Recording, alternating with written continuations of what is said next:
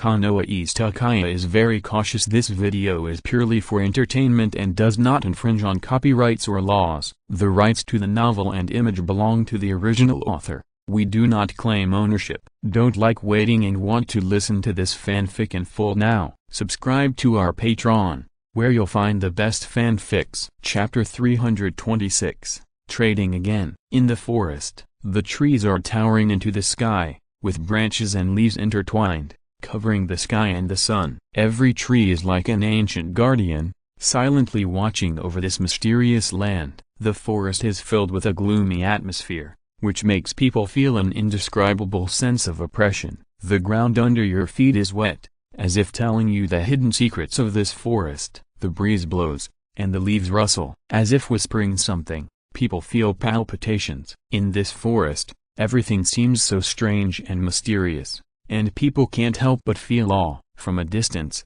a figure wearing a green ninja vest appeared at the end of the sight with an unhurried pace. The person who came was a long hair draped over his shoulders, which fell down naturally. He was slightly thin, and his skin was pale as if he was sick. In a pair of creepy eyes, there was a look of relief, which was revealed from his pupils from time to time. It was Orochimaru, who had just defected from Konoha. However, seeing that he was holding his waist with one hand and there was blood on his waist, if you didn't know, you would think he was the unlucky guy who had his kidney cut. Hehehe. Kakashi, you dare to chase me? In that case, I don't mind killing you. This is better than you dying in an unknown corner. I will make good use of your body and the Sharingan in your eyes. Thank me. You should feel honored to contribute to my eternity. Turning around, he cast his gaze in the direction he came from. Although the other party is a junior favored by the third Hokage, he is also a disciple of the fourth Hokage and the orphan of White Fang. But for such a person who doesn't know how to live or die, it is better to let him become his own experimental material rather than let him rot in that unknown corner in the future. The person has been found. I'll leave first. After finding Orochimaru with Toshiro, Parker ran away in a hurry. It was afraid that the other party would stew it on a whim. After finding Orochimaru, it immediately turned into a ball of white smoke and disappeared on the spot. I didn't expect that Senior Orochimaru would also be interested in the family's bloodline limit. This is really a headache. Ignoring Parker's disappearance, Toshiro appeared directly in front of Orochimaru, looking at him with a playful look, looking him up and down. It's you. I thought it was Kakashi who followed me. Licking his lips, Orochimaru squinted his eyes and looked Toshiro up and down, as if thinking about why the other party appeared here. Was it his teacher's intention, or was there another purpose? It seems that the third Hokage still loves the senior very much. Even if there is a chance to hurt Senior Orochimaru, he only gave some light punishment. What a touching master-disciple friendship. Looking at Orochimaru and the scars on his waist caused by the close-range explosion of the detonating tag, Toshiro was not stingy in rubbing salt on the other party's wounds. It's different for us Uchiha. If we do anything unfaithful, I guess your good teacher won't let us off so easily. Oh, it seems that Toshiro was not sent by Sarutobi teacher to hunt me down. If that's the case, I wonder what Toshiro's intention is this time? Squinting his eyes, Orochimaru also began to look Toshiro up and down. He didn't rush to take action. Although the other party was not much older than Kakashi, the gap between the two was too obvious, and his current state was really not that good. I remember that 6 years ago, Senior Orochimaru exchanged a few ninjutsu from me. I have a deep memory of this matter. As he spoke, Toshiro took out a scroll, shook it at Orochimaru, and then said, "This time I took the trouble to catch up with Senior Orochimaru, and I also wanted to make a deal with you before you completely leave Konoha." After saying this, Toshiro ignored Orochimaru's ugly face and directly threw the scroll in his hand to Orochimaru. Then he quietly waited for the other party's reaction. Toshiro, you don't think that I'm like Jiraiya, that idiot, and that I can be defeated with some small tricks, right? If that's the case, it's really annoying. Without even asking Toshiro what ninjutsu he wanted to change, Orochimaru took out a sharp kunai and licked the edge of the blade with his tongue, as if he was feeling the bloody smell that was still left on it. At the same time, he pulled out his left hand that was pressed on his waist, and his whole body was tense, as if he was preparing for some killing move. "Senior Orochimaru, are you going to use the summoning technique? I think you should think carefully about the consequences of fighting me here. This is not what a smart person like you should do." As he spoke, Toshiro opened his eyes again, and there was a faint red light in them, which was breathtaking. "This is Meixiang Sharingan?" Looking at the pattern in Toshiro's eyes that seemed to be able to attract people's souls, Orochimaru did not show the slightest sign of vigilance. Instead, he stared at Toshiro's eyes unscrupulously, and looked at him carefully with eagerness. He even closed his eyes and used some unknown method to sense Toshiro's breath. "Toshiro, you are really talented. You have awakened the legendary power. I just don't know, what ninjutsu are you interested in?" Reluctantly retracting his gaze, Orochimaru looked at Toshiro and asked his own question. Since the other party possessed the legendary Meixiang Sharingan, he was indeed qualified to make this deal with him, especially when his current situation was not very good. However, he soon thought of his teacher and Shimura Danzo, and remembered that they had been carefully monitoring Uchiha's every move. "I just don't know what kind of expression they would have if they knew this news." Shock, disbelief, or fear? When he thought of this, he laughed uncontrollably. This guy, is his mental state so wrong now? Looking at Orochimaru, who was inexplicably in a state of self-satisfaction, Toshiro had a headache. He wondered if it was because he had injected part of his soul into Redman's body as a backup for his rebirth. Orochimaru seemed to be a little incomplete at this time, especially under the gaze of his new pair of eyes. It was even more obvious, but these things had nothing to do with him. Chapter 327 Bait. When Orochimaru finally recovered from his inexplicable madness, Toshiro slowly spoke, "To ninjutsu, impure world reincarnation.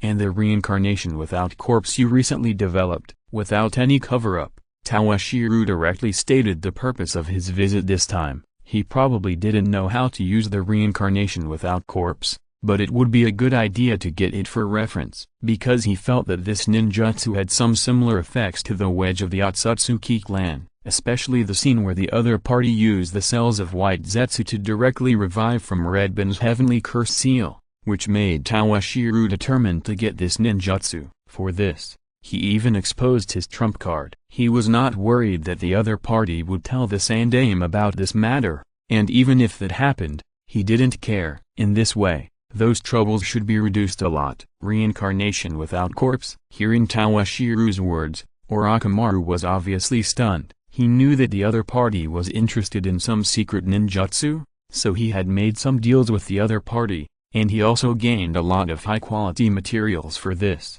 However, he did not expect that the other party would set his sights on this ninjutsu this time. Could it be Mr. Dongshiro is also interested in immortality? Looking at Dongshiro, Orochimaru licked his tongue again and asked in a faint tone, "This is really surprising." One of the main reasons why he wanted to defect this time was that his goal had shifted to immortality. However, this kind of thing obviously could not get the support of his teacher and companions. Similar to Senior Orochimaru, Uchiha, who was defined as evil at birth and did not have the will of fire, did not pursue powerful power for immortality. Should he pursue the will of fire, or the unattainable dream of becoming a Hokage? The dream of becoming a Hokage. Hearing the dream of becoming a Hokage from Dongshiro's mouth, Orochimaru was somewhat touched. He also had such a dream when he was a child, but teacher Sarutobi did not choose him in the end. This made him somewhat resentful,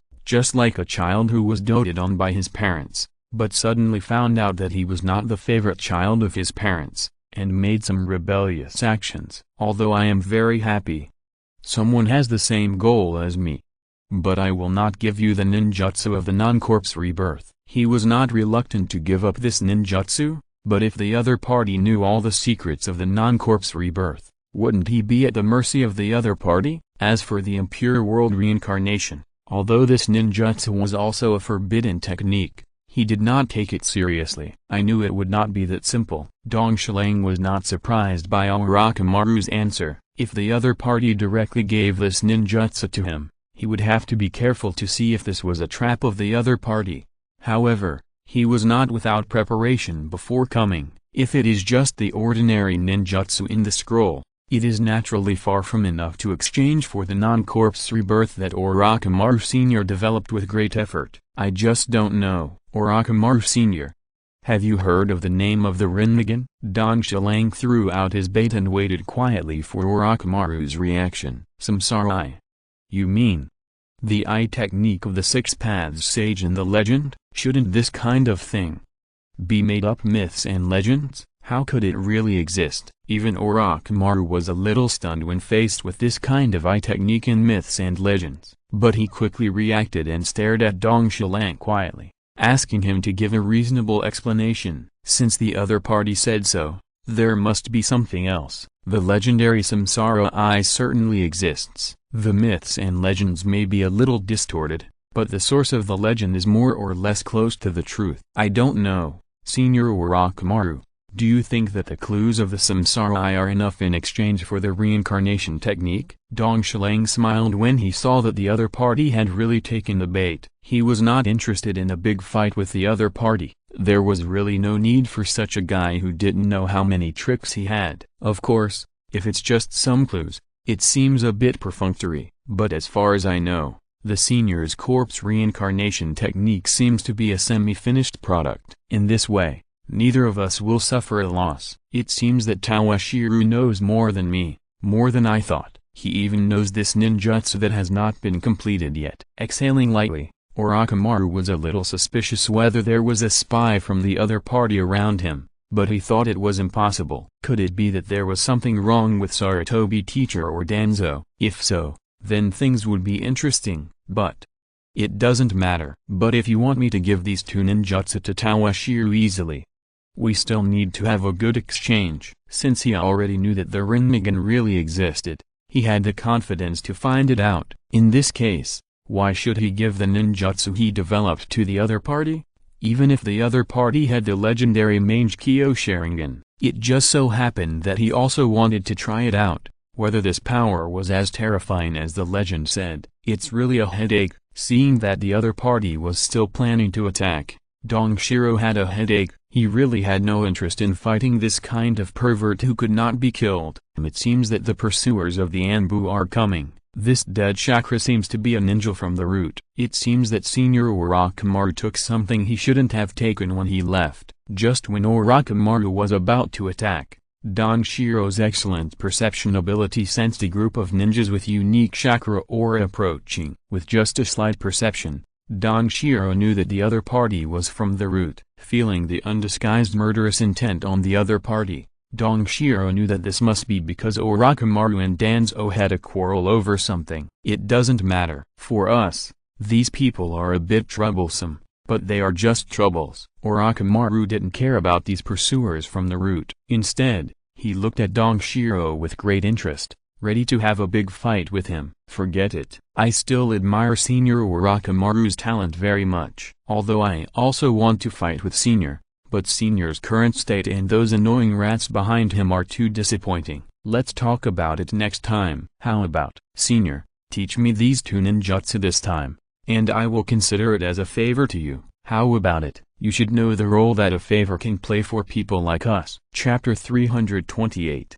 Watching Orochimaru open his mouth to an angle that ordinary people could not open. Then he took out two black scrolls. Dong Shiro endured the disgusting mucus on the scrolls and took the two scrolls. At the same time, he said to Orochimaru, as far as I know, the demigod who gave you the title of Sannin is dead, and his death was caused by the owner of the Rinnegan. The other party seems to be still in the Hidden Rain village. After getting the two ninjutsu, Dong Shiro did not waste time and directly told Orochimaru the information he knew. As for why the other party agreed to give him these two ninjutsu, he knew without thinking that Orochimaru, the bastard, was planning to take advantage of the Uchiha bloodline. But he believed that Orochimaru would use up this favor soon. When he was defeated by Nagato, he would take the opportunity to repay this favor, and by the way, he would also get the complete reincarnation technique. As for whether this would kill Nagato, he didn't care. As long as Orochimaru can afford the price, he will tell Orochimaru all the information about Nagato. Moreover, He would be very happy to see Orochimaru kill Nagato and take away Madara's Rinnegan. If that happens, things will become interesting. Is Hanzo of the Salamander dead? He had a very deep impression of this enemy. In that battle, if the enemy had not taken him and others into consideration for their status as disciples of the third Hokage, he, Jiraiya, and Tsunade would have really died. I didn't expect that a strong man like Hanzo of the Salamander would die so silently. There was not even a little news. It's really surprising. There's nothing strange about these. The opponent has the legendary Rinnegan, and Hanzo of the Salamander is old. Everyone will grow old. Although Hanzo of the Salamander is known as a demigod, the butcher knife of time still wears down his will and decays his body. Old? Thinking of the other party's age, he remembered that he seemed to be older than Sensei Sarutobi, so it's not surprising. Then, Orochimaru thought of the age spots on his teacher's body, and he became more determined in his choice. As long as he completed this ninjutsu, aging, this kind of thing will not happen to him. Well, those acquaintances of Orochimaru are coming soon. I won't disturb you to reminisce with them. The things were already in hand, and there was no need for Tawashiro to stay here any longer. After saying this, the whole person turned into a cluster of blazing flames and disappeared on the spot. Akaya. Tawashiro, things are really getting more and more interesting. Looking at Tawashiro's disappearing figure, Orochimaru looked at the empty ground after the other party disappeared, and let out a burst of meaningless laughter. As for these annoying pursuers, turning his head and casting his gaze in the direction where those rude ninjas came from, Orochimaru smiled cruelly and revealed a bloodthirsty expression. Well, Senior Orochimaru is really talented. This idea of sealing part of your soul into someone else's body to serve as a backup for your resurrection is really a good idea. And this curse seal, what a genius idea. I remember that Orochimaru planted a strawberry on Red Bin's body. It seems that I have to find an opportunity to go and take a look and observe it up close. In Tawashiro's home, Tawashiro unfolded the scroll left by Orochimaru and carefully examined the two ninjutsu he got this time, especially this jutsu of rebirth without corpse. It is really famous, especially the means of resurrection. Tawashiro was envious. To achieve this level, the knowledge of chakra application required, even Tawashiro now, was greatly enlightened and benefited a lot. Not to mention, the knowledge involving soul splitting seemed to open another door for him, giving him a lot of inspiration. There is also the jutsu of impure world rebirth. This ninjutsu has not yet reached the level of the later ones, especially the dead people summoned. There are still some big flaws, however. Orochimaru also recorded some improvement plans on it, but before he had time to try them out, the scroll fell into Tawashiro's hands. Ha ha ha ha. I really made a fortune this time. Tawashiro, who was flipping through the scroll, suddenly looked up and let out a devilish laugh. It echoed in the empty secret room and seemed very strange. Calm down, it's just two ninjutsu, don't get too excited. As he laughed, Tawashiro became alert. During this period of time, he has been carefully controlling his emotional fluctuations, and his training has only been meditation. Unexpectedly, after a few months, the side effects are still so obvious. In the Hokage's office, I'm very sorry, this mission to capture Orochimaru has failed. Kakashi was kneeling on one knee at this time, reporting the mission to the third Hokage with a wooden expression. Wait a minute. You mean Uchiha Toshiro also appeared in the team chasing Orochimaru? Hearing Kakashi say Toshiro also went to hunt Orochimaru, the Sandaime Hokage frowned involuntarily. How did these two people get together? Didn't you send him over to support? Seeing the Sandaime's expression, Kakashi also came to his senses and asked with some surprise. You continue to report. God damn, he sent him over. This guy is getting more and more unscrupulous. And he actually acts so openly under the banner of this old man. It's really unreasonable. Yes, seeing that the Sandaime didn't continue to delve into this issue, Kakashi continued to repeat the process of this mission, but his tone and words became more cautious. Kakashi, the failure of this mission is not your fault. It was my fault for not considering it carefully. Even if you have a Sharingan,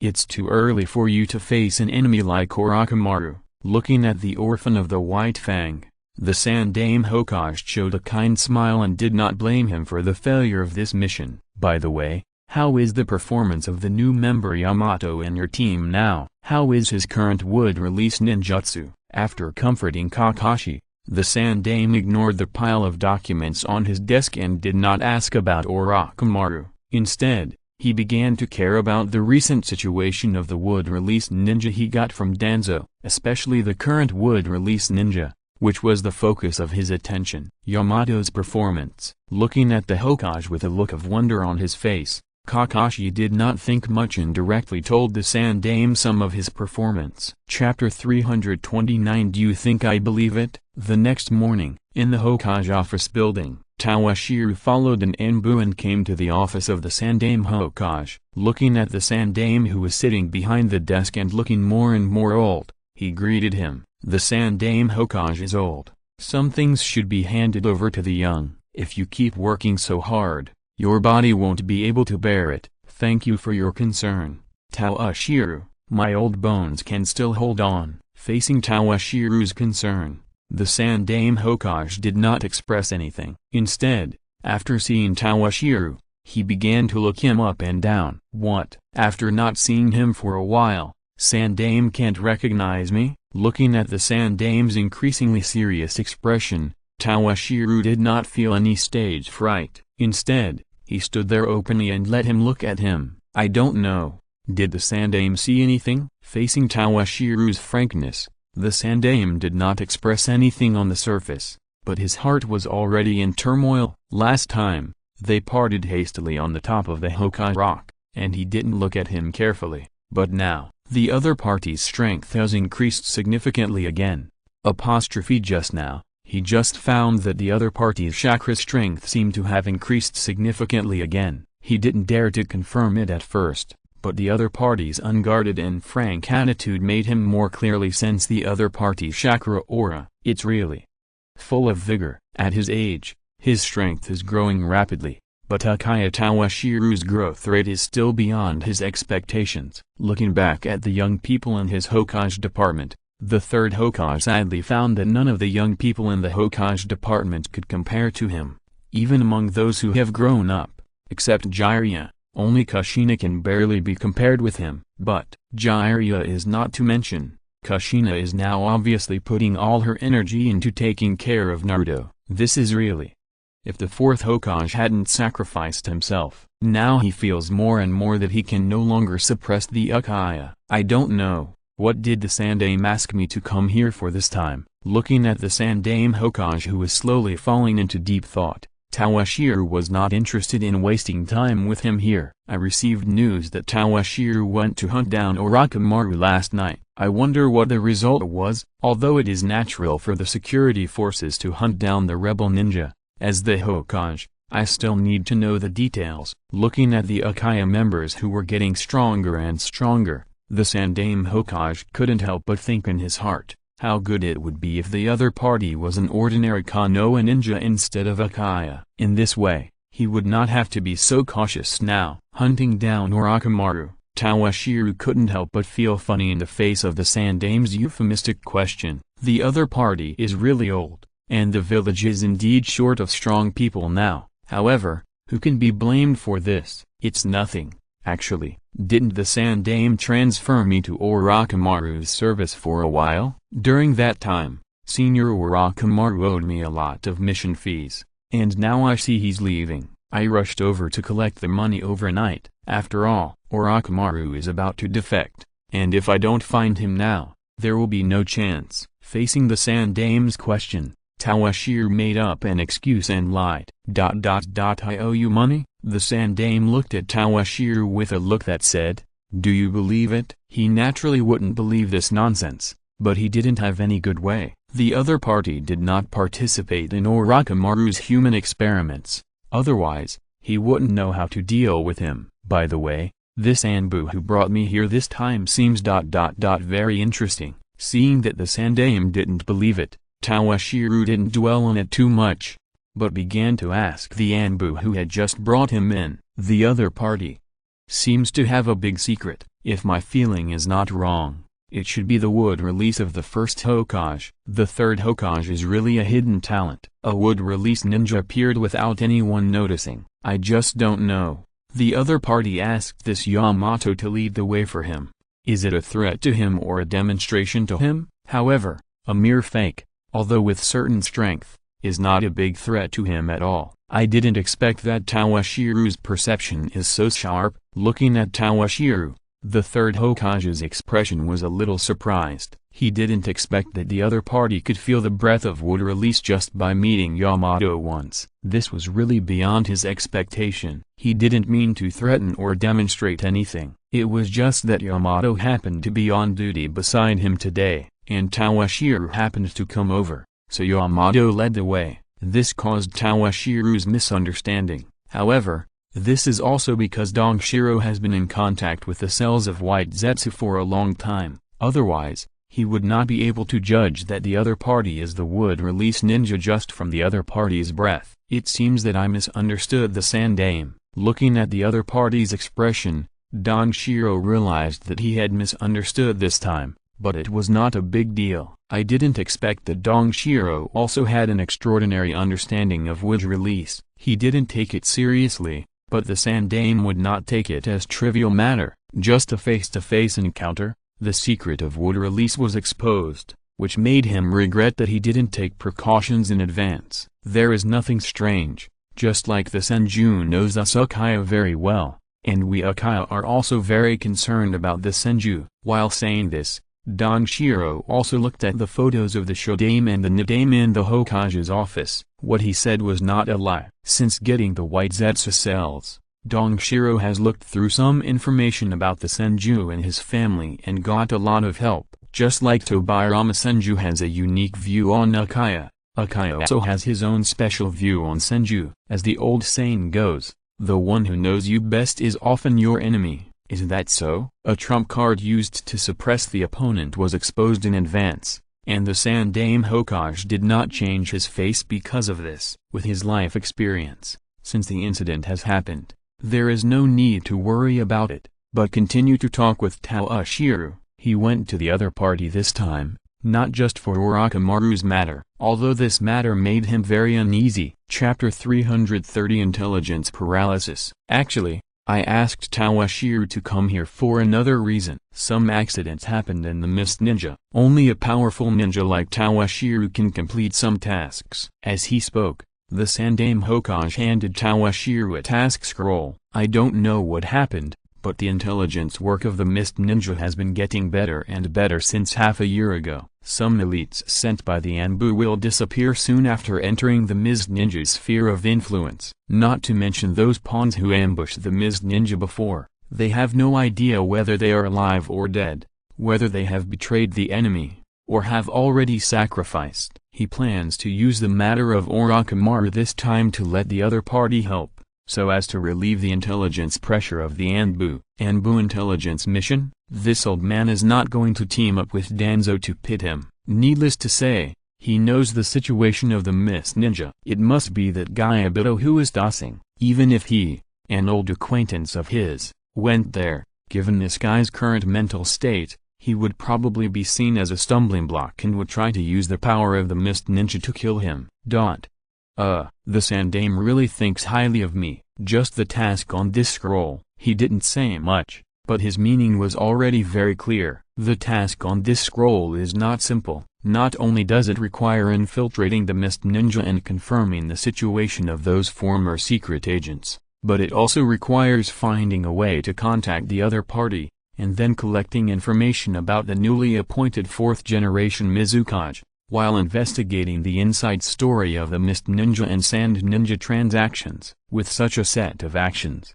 let alone the fact that Tawashiro didn't want to go, even if he wanted to go, how could he complete so many tasks by himself? Did the Sandaime hand over all the intelligence tasks that had been accumulated by the Mist Ninja for a long time to him at once? Tawashiro. Each of these missions is of great importance. It's related to how we deal with the Mist Ninja and their newly appointed 4th Mizukage. I really have no other choice. That's why I found Tawashiro, Please. It was indeed as the third Hokage said. The Mist Ninja changed to a new fourth Mizukage, and the intelligence work became so difficult. Does this mean that the Mist Ninja on the other side will be restless again? Moreover, he really didn't have any good candidates. He sent out all of those who could be sent out, but the effect was really sparse. He originally planned to try to let the root send someone over, but after trying several times, he began to think that maybe there was something wrong with the root, which caused problems with Konoha's intelligence network. The secret deal between the Sand Ninja and the Mist Ninja? What's going on? If he remembered correctly, the Sand Ninja and the Mist Ninja were fighting fiercely now. Of course, Konoha's secret support was indispensable. Otherwise, with the fragile logistical capabilities of the Wind Country and the domestic finances that had already dried up, the war would have ended long ago. This is the news we received from the Sand Ninja. Under pressure from the Rock Ninja Village, the Sand Ninja Village seems to be planning to end the war with the Mist Ninja. Although he didn't know why Toshiro was interested in this, the Sand Dame still carefully explained the ins and outs. He now had to coax Toshiro to take on this task so that he could grasp the latest developments of the Mist Ninja and the Sand Ninja. It was also Danzo's fault that he was becoming less and less useful. He couldn't even do some intelligence work well. If he wasn't needed to deal with the Uchiha, he would have wanted him to go home and retire. How could he know that the Mist Ninja was probably infiltrated by White Zetsu Nobito? It was hard to say whether they could control the fourth Mizukage, but for some intelligence personnel from other countries, it was really easy to catch them, especially the roots of Konoha. One came and one died, and two came and two died. A secret deal between the wind and the water? In this case, if I remember correctly, that woman Meixiang, it seems that she was betrayed by Raza because of a peace negotiation with the Mist Ninja village. I don't know if my existence will affect the fate of this woman. Since the Sandame Hokage has spoken, it's not impossible to accept this mission. But, this mission wasn't especially arranged by some Danzo. Toshiro, you're overthinking it. This mission was arranged by me personally, and it's all a normal intelligence mission. The Sandame emphasized the word normal especially, as if he was afraid that Toshiro would not agree. The Sandame continued, this mission is different from the previous ones, especially the information about the fourth Mizukage and the content of their deal with the Sand Ninja. They are all top priorities for the village. They are extremely important and related to our next response. I hope Toshiro will consider it carefully. Fortunately, from the information he collected and his observation, this Uchiha is not the kind of person with an abnormal brain and has no ambitions. Otherwise he would not be sure that he could convince the other party. Toshiro has decided to go and see the old acquaintance he hasn't seen for a long time. The other party's back under the night sky. That time was really unforgettable for him. However, he did not agree so readily. Instead, he looked at the Sandame Hokage's face, which made the Sandame feel a little embarrassed. Then he said, there is no problem in accepting this mission. But, just when the Sandame showed a relieved look on his face, Dong Shulang's but made his face change. Dong Shulang continued, there are too many tasks this time and they are too complicated. I will only select a part of them to complete. If the Sandame is dissatisfied, you can change someone. There are indeed too many tasks this time, but there is nothing to do about it. Konoha's intelligence system on the Mist Ninja side is now in a paralyzed stage. He really needs someone to sort out the specific situation. In addition, the fourth Mizukage and the transaction between them cannot be ignored. If possible, it is better to spy on the fourth Mizukage, and the movements between the Sand Ninja and the Mist Ninja. Those intelligence personnel have not sent any news for such a long time. It is estimated that they have all died in the line of duty. Even if there are still some left, it is estimated that there are only a few scattered people. After thinking for a long time, the Sandame made a decision, and this decision did not surprise Toshiro at all. In that case, I understand. With a hint of sarcasm on his lips, Toshiro did not care about the Sandame Hokage's expression, and directly took some information related to the mission, and then left the Hokage's office.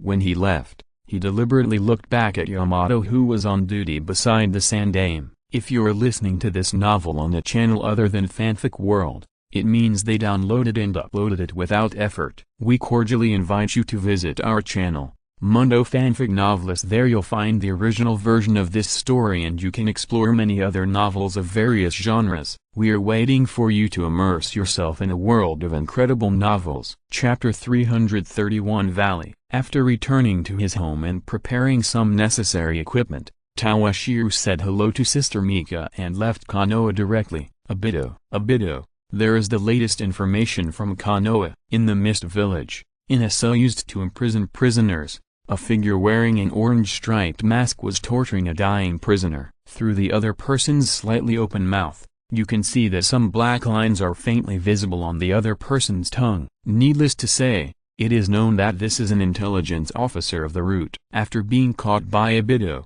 he tried to torture him out of his mouth for some information he wanted to know. But the result was not very ideal. White Zetsu, I have told you many times that I am Uchiha Madara now. After killing the prisoner who had been tortured to the point of being unrecognizable, Obito looked back at White Zetsu who had emerged from the ground and said in a grim tone, "Don't let it happen again." Yes.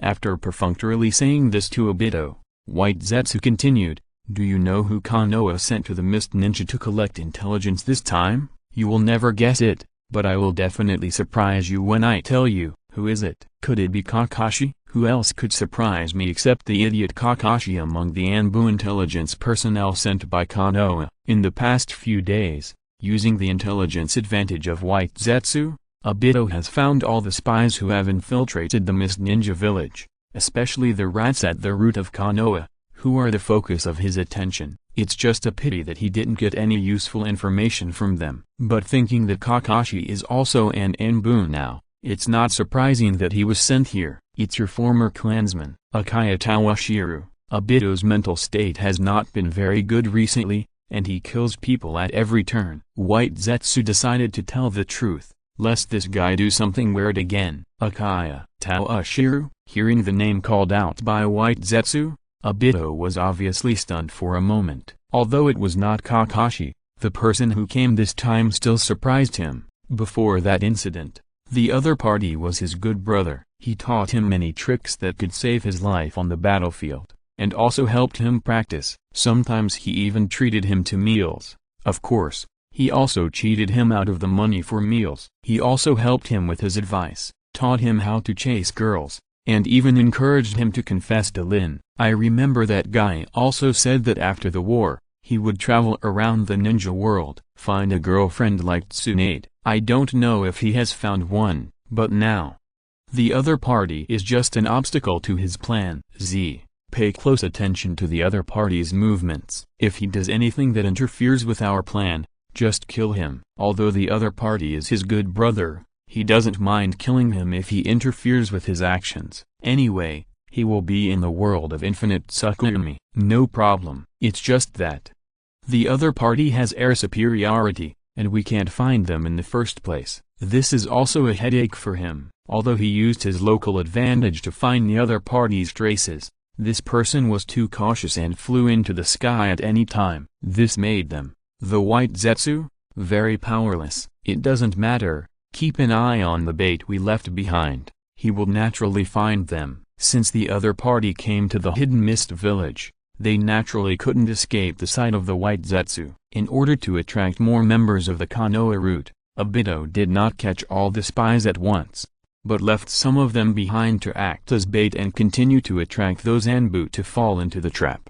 No problem. I hope you won't hinder my plan.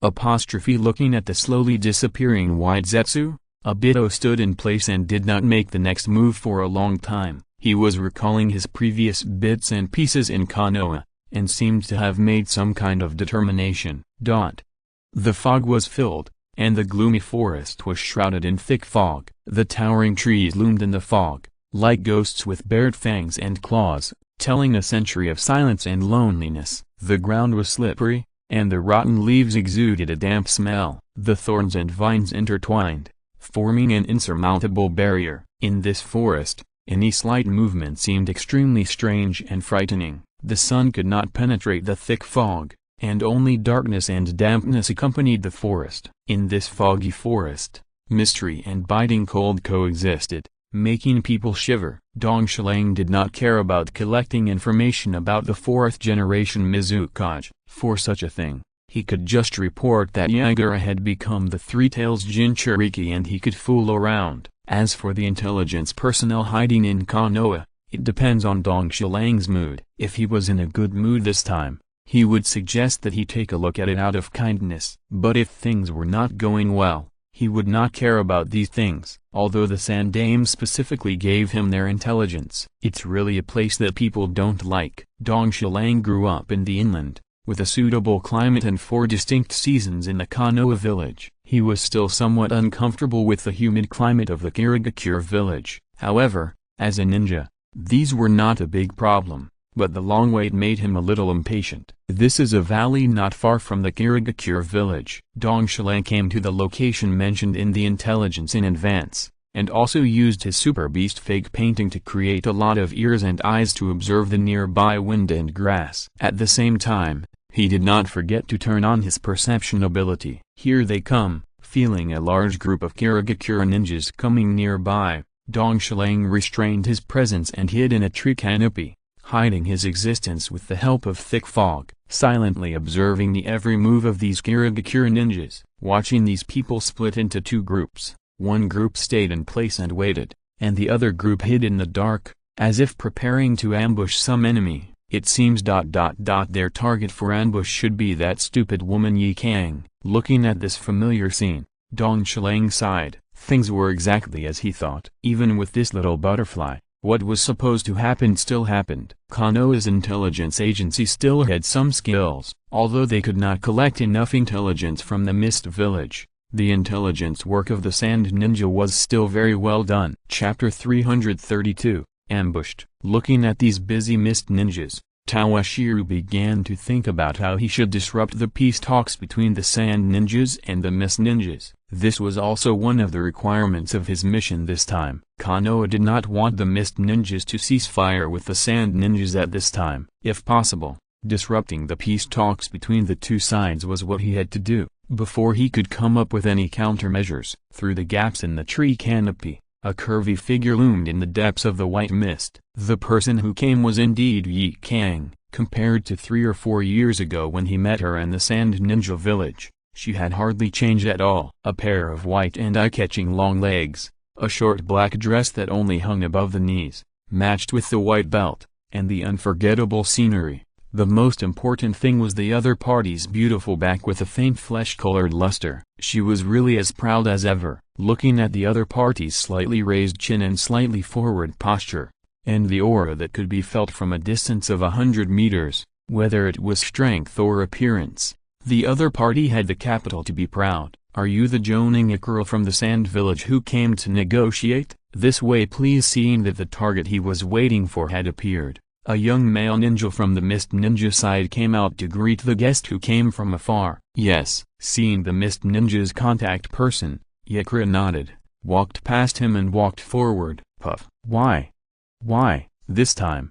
Didn't you come here to negotiate a truce? Looking at the kunai behind him that pierced his back, Yakura turned his head with difficulty, looked at the Mist Ninja who had just greeted him with a smile, and expressed his doubts. Okay, the target is already injured, kill him. The sneak attack was successful, and the Mist Ninja left Yakura without any hesitation. Then, the rain of kunai shot towards Yakura, who was already seriously injured. It is indeed a truce. But you, the guy who killed countless Mist Ninja companions, are the request of our Mist Ninjas to cease fire. Looking at the unbelievable expression on the other's face, the Mist Ninja did not forget to explain to her, as if he was going to let the other party understand. It seemed that he wanted to see what kind of wonderful expression the other party would show before he died, knowing that he had been betrayed by the village he had always loved. So, that's it. Hearing the voice of the Mist Ninja faintly in his ears,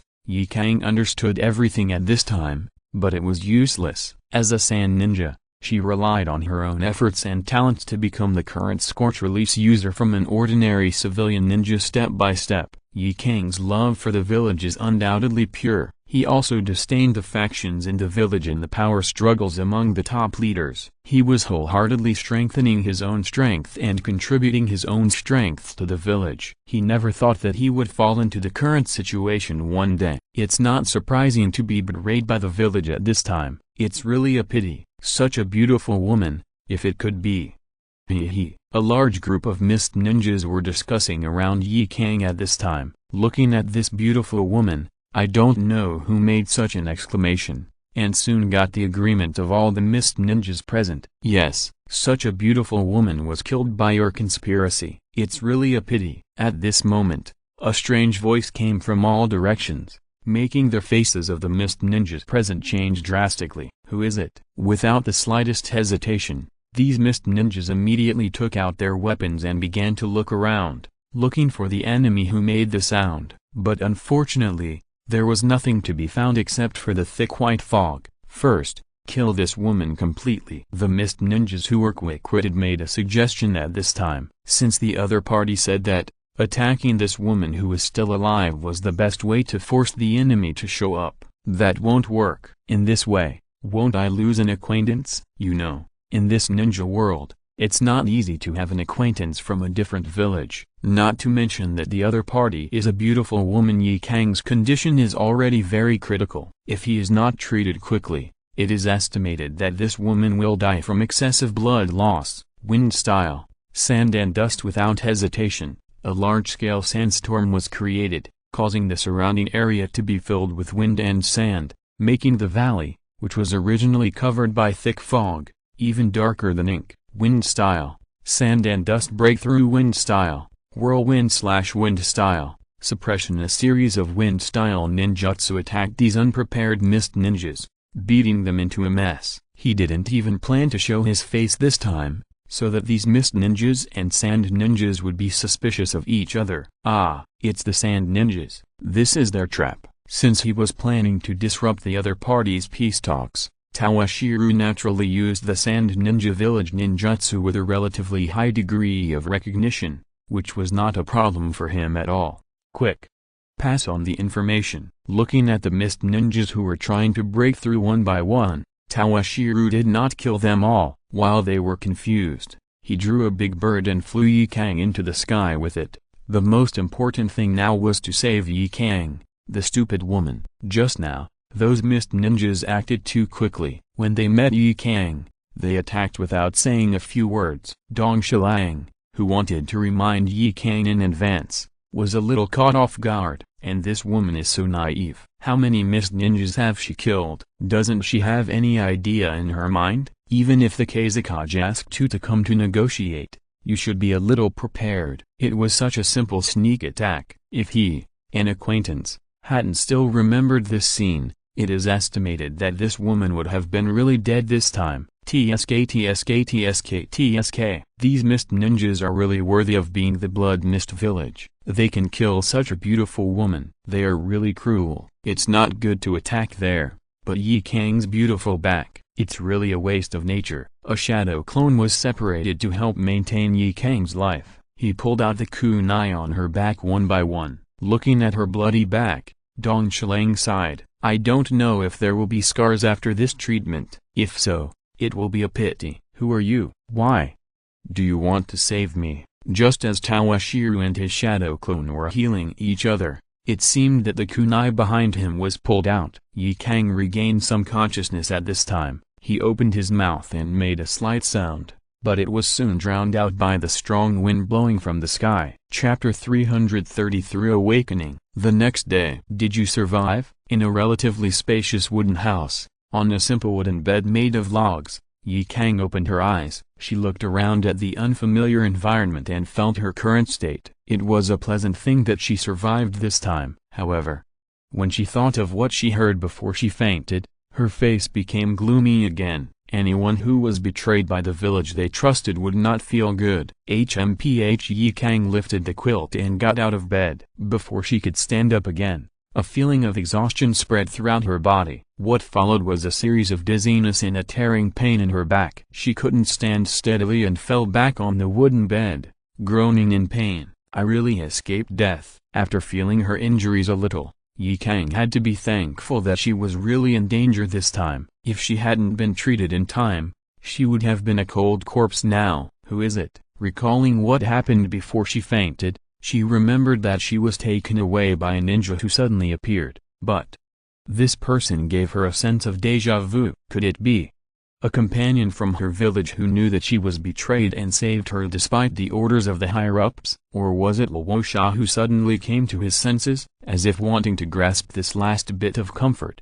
Yi Kang ignored her injuries and stood up again and walked out of the house. She wanted to see who saved her. By the way, Zuo Shandiao, haven't you learned how to make a fire and grill meat by yourself? I'm also very annoyed that you always come to me with a lot of prey like this. Looking at the sea fish in front of him, which seemed to be much larger than the house next to it, Dong Shilang was already a little powerless to complain. This was the third time this guy came to her since she came to the Spirit Island. And every time he came, this guy was like a starving ghost reincarnated, bringing a lot of prey and asking her to help grill it. Although I have learned how to make fire and grill meat, the food I make is still not comparable to that of you humans. You have finally come here, so I will naturally seize the opportunity. After taking a Kakur away from the valley near the hidden mist village, Dong Shiro stabilized his injuries and brought him to the summoning island located between the land of water, Uchiha village and the land of iron.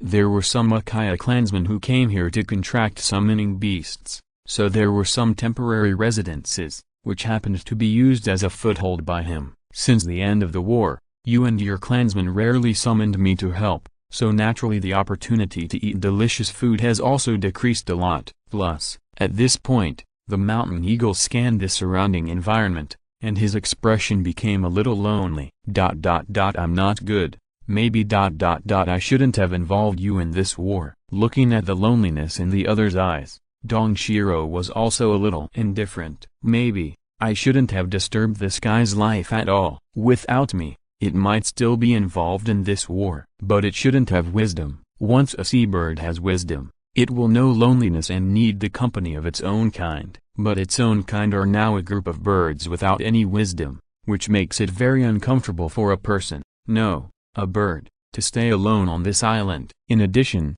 many large creatures on this island have been almost consumed because of the war, and the new large spiritual beasts have not yet grown up. This makes the mountain eagle even more lonely. By the way, mountain eagle, have you ever thought about developing a large tribe yourself? Just like the toads you have seen in Meixiang Mountain, or the snakes in Rishi Cave. In this way, you shouldn't feel lonely. This guy has good potential. Compared with those toads, slugs, snakes and the like, he is much more pleasing to the eye. Develop a tribe? But, don't worry, I will help you. Seeing that the mountain eagle was still hesitant, Dong Shilang patted his chest and assured him, in fact, there is not much he needs to do. He only needs to teach this guy how to open the wisdom of the spiritual beast. The rest of the things can be done by this guy himself. As for the magic arts, we have to wait until the mountain eagle and the number of its tribe reach a certain number. The creatures on this spiritual island have become so huge only because of the special environment here. They are immersed in this abundant natural energy all year round. They are not born with magic arts. Well, it's settled. When it thought that there would be people of the same tribe to accompany it in the future,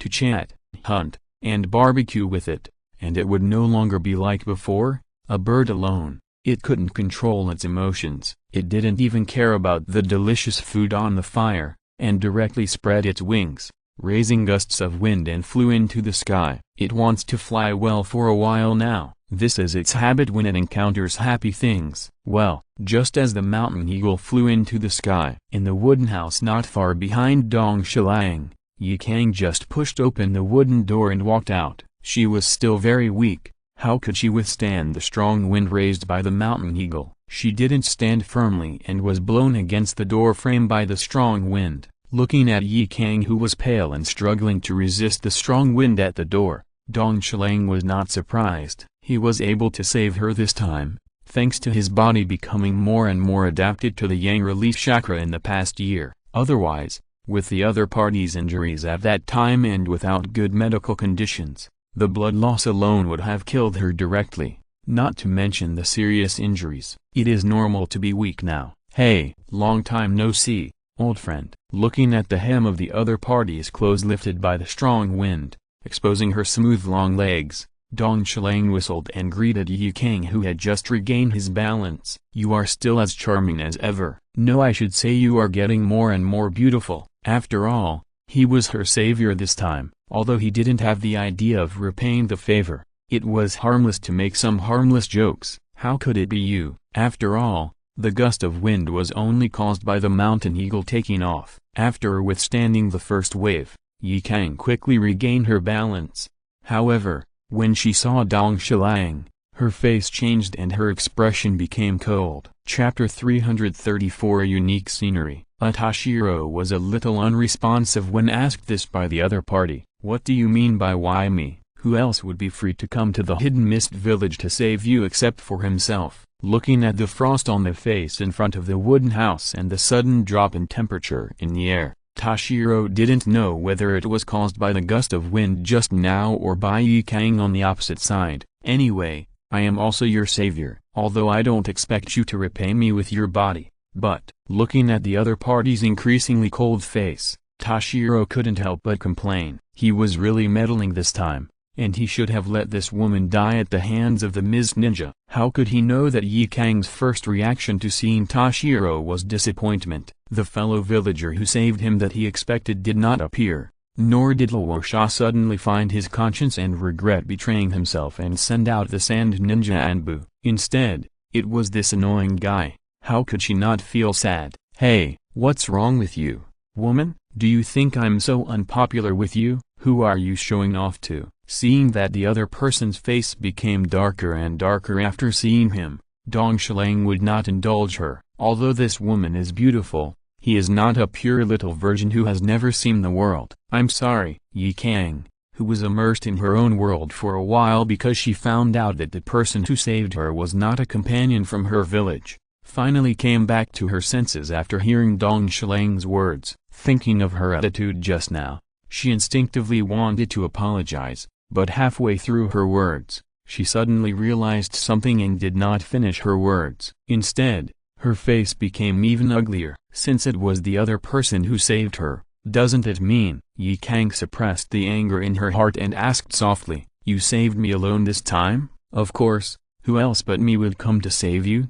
you idiot? Seeing the other person's face, Dong Shilang did not realize that something was wrong, and continued, if it weren't for my superb medical ninjutsu, you would have died this time. With the injuries you suffered, there are no more than 10 people in the entire ninja world who can save you. You should thank me as your lifesaver. I really should thank you. Yi Kang's tone was calm, without any joy or sadness, and it was impossible to tell what she was thinking at this time. Go to hell, pervert. After saying this, Yi Kang did not hesitate at all, and even ignored her current weak body, and punched Dong Shilang in the face. She was so aggressive that it seemed that she had an irreconcilable hatred with Dong Shilang and wanted to put him to death. Hey, what are you crazy about? Seeing this woman attacking, Dong Shilang naturally could not be hit by the other party's soft fist, and he dodged the other party's attack with a direct dodge. Looking at the other party's relentless look, he had no idea what the other party meant. Is it the characteristic of your sand village to treat your savior like this? Shut up. You are not allowed to mention the sand village again. As if being poked in the sore spot by Dong Shilang's words, Yi Kang's attack became more and more rapid. However, her current body could not support such intense exercise. After a few rounds, she began to pant. With the other party's rapid breathing, the pair of unfairly full breasts on Yi Kang's chest also feasted Dong Shilang's eyes. Thinking about the scenery after treating the other party, Dong Shilang finally realized where the problem was. After he treated Yi Kang, the clothes on the other party could not be worn at all, although because those mist ninjas attacked the other party's back, the damage was not serious. But it was also stained with Daoyang's blood, and there was no way to wear it. It was natural to exchange clothes with the other party. He was not a saint, and he had taken advantage of the situation more or less.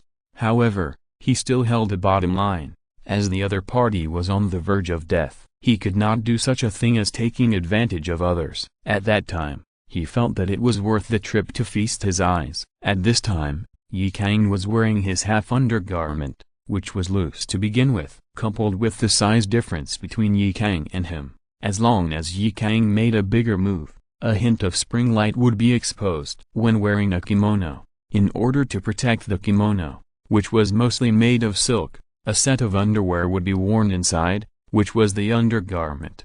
It is mainly used to keep warm or absorb sweat to protect the kimono, and also to make the collar of the kimono appear thicker.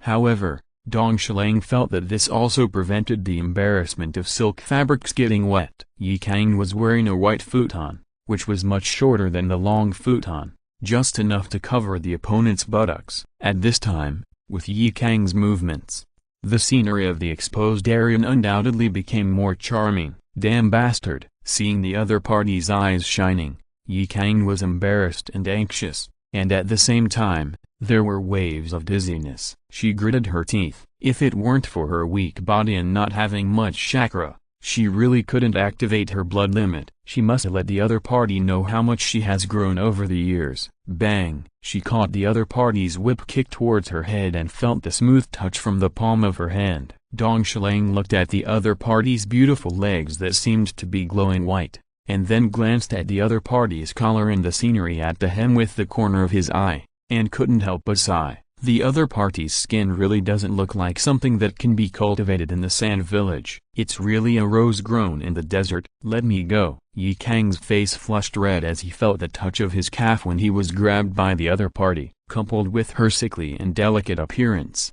she was really charming, which made Dong Shilang a little moved. When he thought about the white tunic, except for a pair of black underwear, it seemed that she was not wearing anything. Dong Shilang felt that the air he exhaled seemed to become hot, especially when he thought about the scene when he found that the other party was on top of him when he helped him change clothes, which almost turned him into a beast. There were only breast stickers. His nose was itchy, as if something was flowing out. I will kill you. Yi Kang's expression at this time was very excited. It was because she didn't have a detonating talisman in her hand. Otherwise, she would have thought of dying together with this bastard. Although Dong Shilang saved her, he didn't seal her chakra, but took away the weapons and other things on her body. Thank you for the tips from Lucky Star and Blue Sky DK. I'm not being pretentious, but you should save your Kidian coins to read more interesting books. I'll try to keep updating. Chapter 335 fainted again.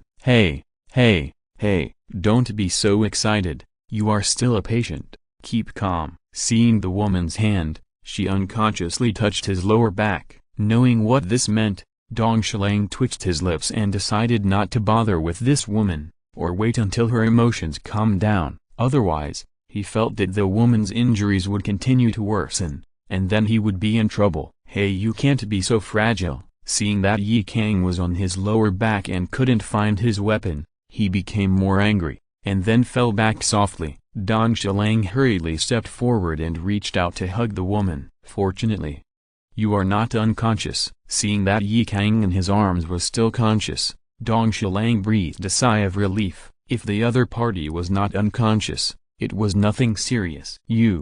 This bastard. Yi Kang, who was originally only held by Dong Shilang by one foot and stood on one foot, was temporarily exhausted because of her weak body. Seeing the posture of Dong Shilang holding her, she could no longer maintain her last bit of clarity. The posture of the two of them hugging each other now is too ambiguous. One of Yi Kang's long legs is still held in Dong Shilang's hand, and the other hand is holding her waist. At this time, she is also weak all over, leaning softly in the arms of the other person, relying entirely on the hand holding her calf and the support of her waist to not fall down. Those who don't know would think that these two people are playing some intimate games between lovers here. This time I'm busy again. Seeing that the other party is unconscious again, Dong Shilang has a headache. A second coma is not a good thing. With Yi Kang's current physical condition, if it's not good, it's possible that he will die. But there is no way. Who let this be his own fault? With a flash,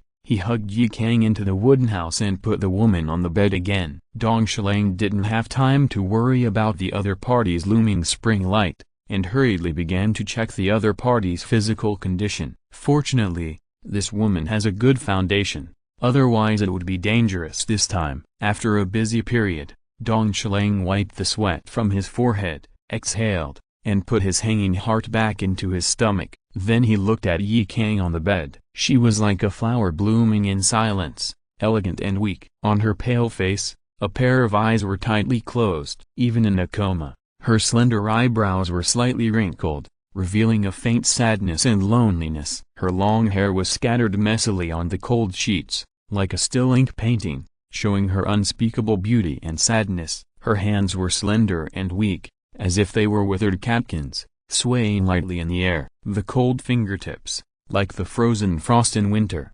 contained a kind of sad and beautiful charm. Dong Shilang's white half-skirt showed a different charm on her. Not only did it not cover up her beauty, but it also showed her weakness and morbid beauty to the fullest. Although she was trapped in a deep sleep, she made people feel pity for her. Every breath and heartbeat seemed to be telling her own story and tragic experience. She was like a forgotten painting, which made Dong Shilang feel endless regret while admiring her. Luo Sha, this idiot, deserved to be killed by Orochimaru in the end. And the high-ranking officials of the Sand Village deserved to become vassals of Konoha later. Although ninjas are called tools, these idiots don't think about it.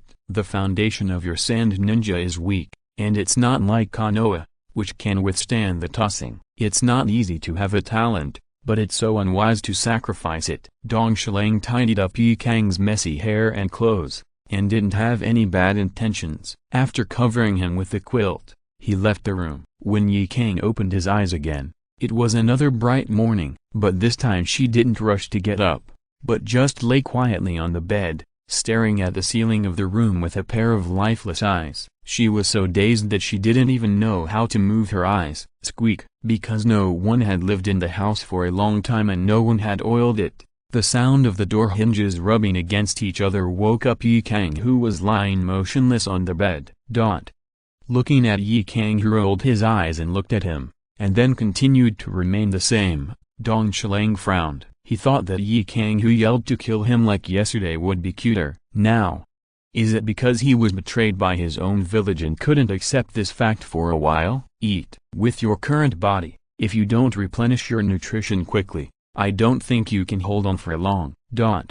Even if you want to avenge yourself, it won't help if you don't have a good body. If you want to seek justice for yourself, you have to start with eating.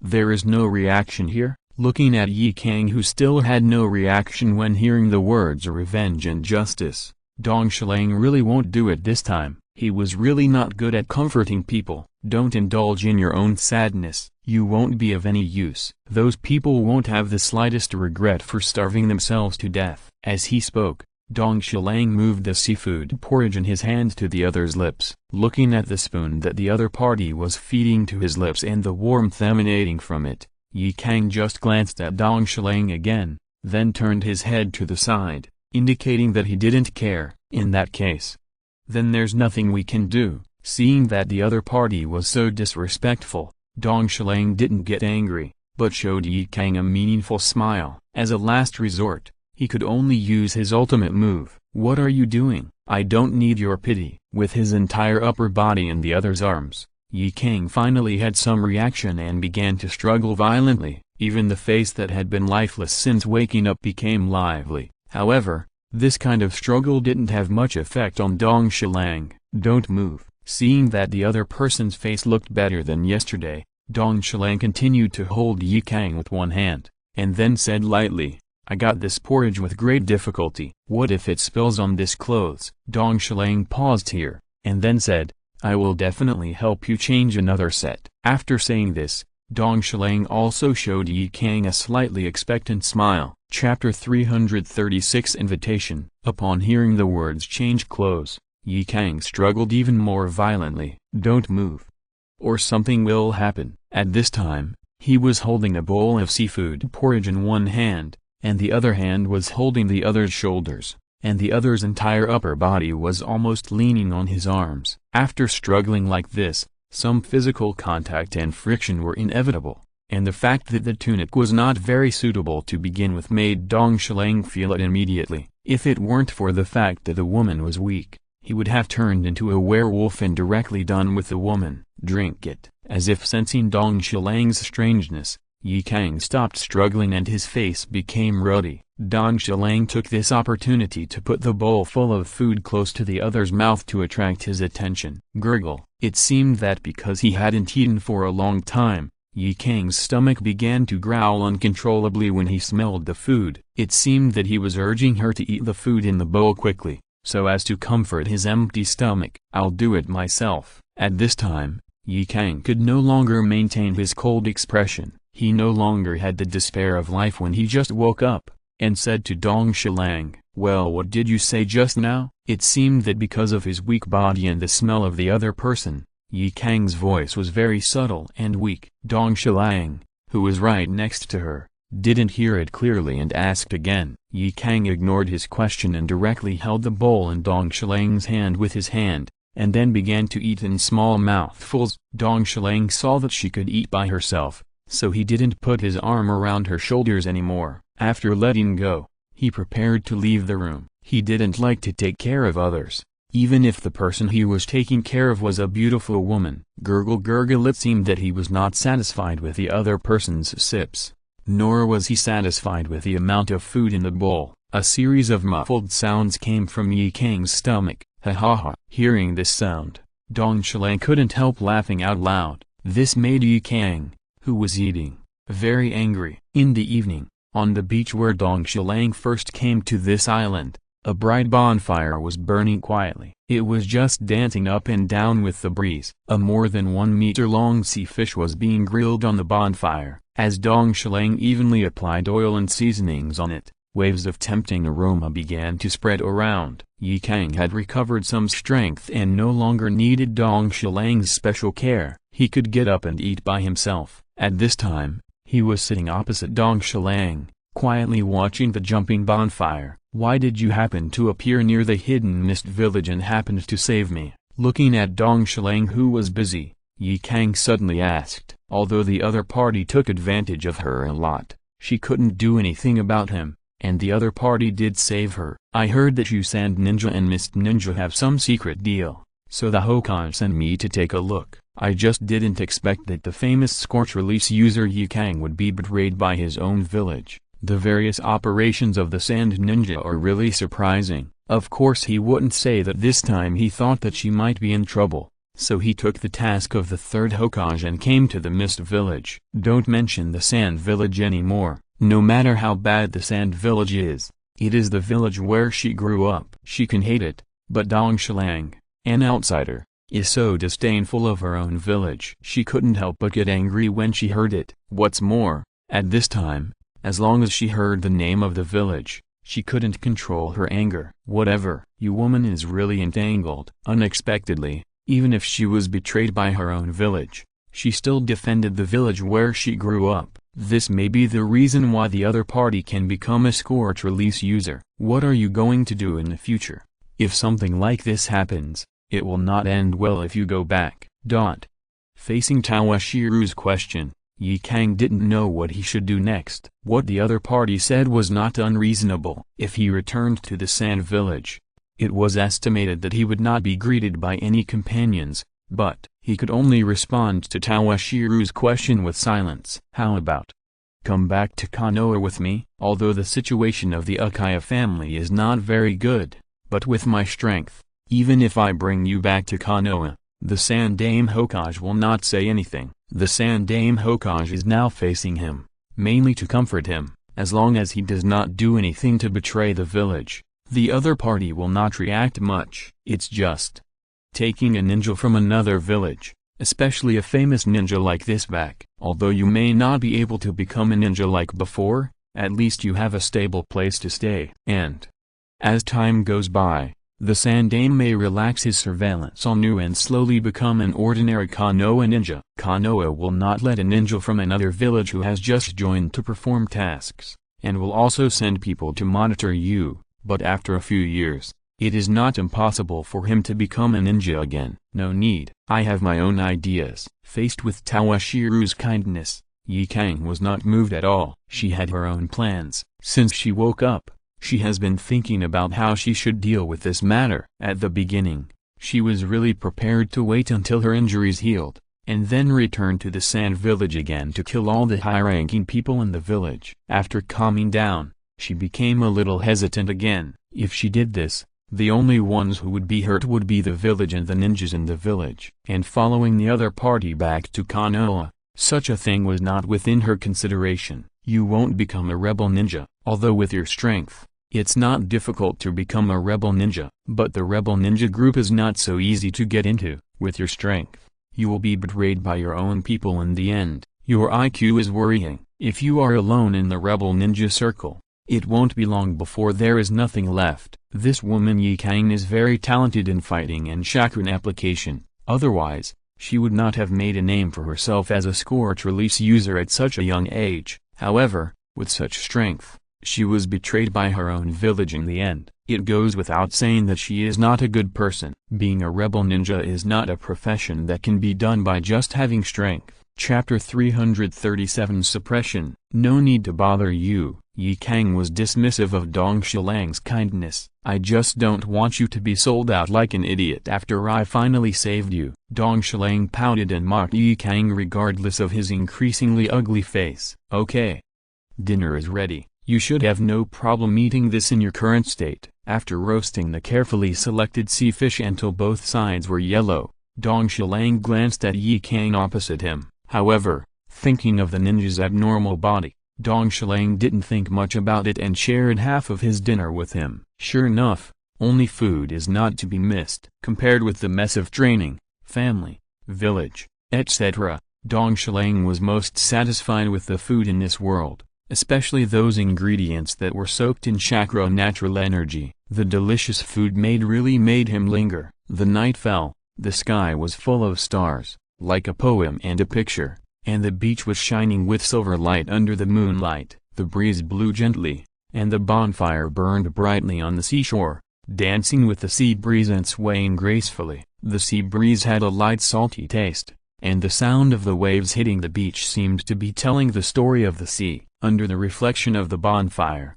the night sky on the seashore became deeper and more distant, and every footprint on the beach seemed to have life, weaving a beautiful scenery with the ocean. After dinner, neither Meixiang nor Dong Shilang rushed back to the wooden house to rest, but stayed on the beach to enjoy the scene, a scenery that could not be enjoyed in the wind country or the inland of the fire country. Your injury is quite serious, and you need to rest on this island for at least 2 or 3 weeks. Seeing that Meixiang just raised his head and stared at the stars in the sky, Dong Shilang talked about the other party's injury. As for the beautiful scenery, it was a bit of a spoil sport to talk about this with the woman opposite, and Dong Shilang had no awareness of this at all. The other party did not have the physique of himself or Naruto, and could not recover without resting for more than half a month. Pay special attention not to use chakra casually, otherwise your injury will become more serious. Yes, I know. Ignoring Dong Shilang's medical advice,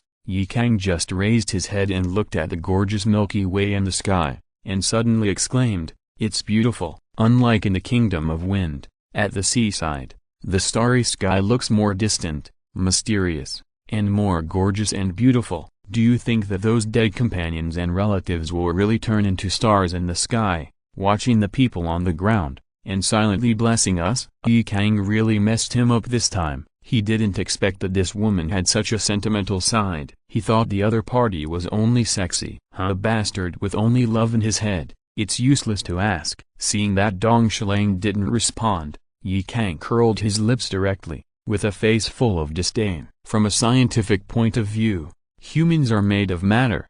When life ends, the body will decompose and return to nature, and the consciousness or soul will disappear with it. Therefore, from a scientific point of view, it is unlikely that relatives and friends will turn into stars to look at you after death. But from a philosophical and religious point of view, human consciousness or soul may exist in a level beyond the physical body, which may be related to other forms of existence in the universe. Some religious and philosophical traditions believe that the soul after death may continue to exist in the universe in some form. Being despised, Dong Shilang couldn't stand this, and he directly retorted, and didn't forget to add a sentence at the end. However, there is another world in this world, and they are likely to sleep in the netherworld. This is a fact. I have mastered the art of dream fulfillment. As long as I am willing to pay the sacrifice and have the corpses of the deceased, it is not impossible to summon them out. As for people turning into stars to look at me after death, it is just a story to deceive children. Is that so? As if recalling his former comrades in arms, or his relatives, Yi Kang did not refute Dong Shulang's words, but his expression became more lonely. Without paying any more attention to Dong Shulang, she slowly stood up and walked towards the wooden house. However, the other person's back also seemed lonely and confused. A muffled groan of shyness and pain was suppressed in Yi Kang's throat, which made Dong Shulang, who heard the sound, have some wild thoughts. If it hurts, you can scream. There is no one else on this island, and no one will hear your voice. Looking at the other person's sweaty face, Dong Shulang whispered in Yi Kang's ear. Not yet. Okay. You. Speed. Faster. Feeling the hot air blowing from his ears, Yi Kang resisted his shyness, and his tone was intermittent and painful. Following Yi Kang's words, Dong Shulang quickly accelerated his movements. As a sound that seemed to scratch his heart and liver slowly came out of Yi Kang's mouth, Dong Shulang felt that this woman did it on purpose. Are you bleeding? Looking at the bedsheet that had been dyed red, Dong Shulang felt a little embarrassed. He was not gentle enough, but he could not blame himself. It's okay. I can bear it. It's been so long. Are you still not healed? Ugh. It's almost done. Wiping the sweat from his forehead, Dong Shulang continued to work on Yi Kang's body. The clothes in front of you. And your belt are a bit in the way. How about I can help you take them off. It seemed that these clothes were not convenient for his movements, and Dong Shulang said again in Yi Kang's ear. Don't move. I'll do it myself. Gritting his teeth, accompanied by a rustling sound, Yi Kang took off the clothes on his chest. And his belt as if he had accepted his fate. Hurry up. As if he was a little dissatisfied with Dong Shulang for not finishing for so long, Yi Kang shouted at Dong Shulang, then closed his eyes and bit his lower lip with his pearly teeth. However, that pretty face became more and more rosy, coupled with her current delicate appearance of enduring pain. Dong Shulang, who was watching from the side, became even more excited. Time passed slowly, with Yi Kang occasionally making suppressed groans of pain, and Dong Shulang's movements gradually speeding up. They finally completed this morning's work. Change the dressing. After all, Yi Kang's injury was on the back, and she could not use chakra. In addition to Dong Shulang's action, she had no other way. As for Yi Kang's suppressed groan of pain, when changing the dressing, it is inevitable to touch the other party's wound, so it is not surprising that bleeding occurs. If you are listening to this novel on a channel other than Fanfic World, it means they downloaded and uploaded it without effort. We cordially invite you to visit our channel, Mundo Fanfic Novelist. There you'll find the original version of this story and you can explore many other novels of various genres. We are waiting for you to immerse yourself in a world of incredible novels. Chapter 338 Ambiguity. Okay. Reluctantly, he withdrew his gaze from Yi Kang's nearly half-naked body. Dong Shulang said softly in Yi Kang's ear. His voice was soft and a little suppressed, as if he was trying his best to endure something. And Yi Kang put on his clothes without saying a word, and didn't look at Dong Shulang during the whole process. She really didn't know how she should face this bastard who saved her life. In the past few days, she had to go through such a close encounter with him almost every morning. Even if she was a ninja and could face life and death calmly, it couldn't change the fact that she was a woman. When she was in the Sand Village, she put all her thoughts on training, and then devoted herself to contributing her own strength to the village she loved. And the companions in the village were all polite when they saw her, even if they were interested in her. Seeing her powerful strength, they all became timid. Even talking to her a few more words seemed a little lacking in confidence. On the one hand, this caused her to have a somewhat cold personality. On the other hand, it also made her have almost no experience in getting along with people, especially men. And here, in the past few days, every morning, she had to show her body almost naked in front of the other party. How could she not be shy? Still looking. After putting on her clothes as quickly as possible, Yi Kang seemed to have found her usual arrogant self, staring at Dong Shilang with a bad face. Ha. Well don't worry, I will definitely not leave any scars on your back, and the final recovery effect will be better than before. Uchiha's secret medicine for wounds is so domineering. Yi Kang didn't know how much damage her red face, a face that seemed to be shy and angry, had on an old man like him who was nearly 40 years old in mind. He was shocked at once. According to you, I should be grateful to you. Seeing the silly smile on the other's face, Yi Kang couldn't control his anger again. Did he think she didn't know about the little actions that the other had just made behind her? Ninja's 5 senses are sharp, even if she can't use chakra now, but, especially when the other's eyes were talking to her in her ear, her eyes were wandering around, which made her, who was very sensitive at the time, know it clearly, especially when the other's eyes were roaming around her. As his eyes swept over her, a layer of goosebumps appeared uncontrollably. It's just extremely stupid. Ahem. Feeling a little weak under the contemptuous eyes cast by the other, Dong Shilang coughed twice to cover up his embarrassment. The person standing in front of you is Uchiha Dong Shilang. I'm just changing the medicine for you. I didn't think much about it at all. As if knowing that what he said was not convincing, Dong Shilang continued, in the eyes of doctors, there is no distinction between men and women, whether the other party believed it or not. He believed it anyway, however. When he thought of the fair skin on the other person when he was bandaging just now, he couldn't control his pounding heart. When he was changing the bandage for Yi Kang just now, some skin contact was naturally inevitable, especially when he was bandaging the other person. It was not convenient to reach Yi Kang's front, so he could only hug her with his hands through her armpits. Some friction was naturally inevitable. You should wipe your nosebleed before you say this, Humphrey. Such a lame excuse. Do you think she, Yi Kang, is a little girl who knows nothing? Well, I'm going to prepare breakfast. He stretched out his hand and felt the warmth in his hand. When he looked down, a touch of crimson appeared in his hand. No matter how thick-skinned Dong Shilang was, he didn't have the face to stay in the room anymore, so he found an excuse to escape from the scene. Time passed quickly. And even if Dong Shilang enjoyed this ambiguous relationship with a beautiful woman and wanted to stay on this isolated island with Yi Kang, the other party's injuries were getting better day by day. After the 10th day, the opponent was finally able to use his chakra reluctantly, and directly deprive Toshiro of the good thing of changing the medicine. There was no other way. If you want to blame someone, you have to blame the second-generation Hokage. Why did he develop the ninjutsu of Shadow Clone for no reason? It really caused endless trouble. On the 18th day, after dinner, Toshiro and Icarus sat quietly by the campfire on the white beach, and neither of them spoke. The weather was not good. Today was a cloudy day without stars or moon, but the sea breeze seemed to be more chilling than usual. Are you leaving tomorrow? Reaching out with a wooden stick, he poked the campfire, making the dying flames burn more vigorously. Toshiro asked lightly without looking at Ikura. Yeah. Ikura didn't seem to be in the mood to talk, and just responded lightly without saying anything. Really?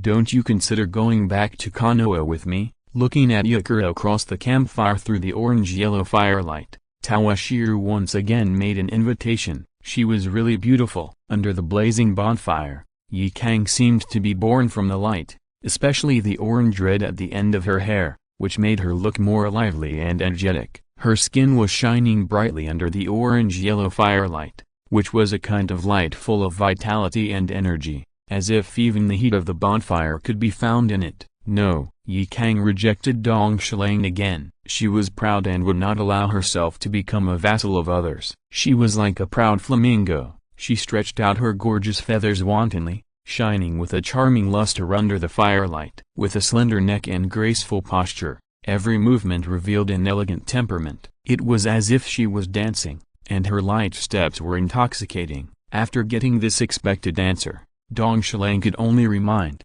then you ...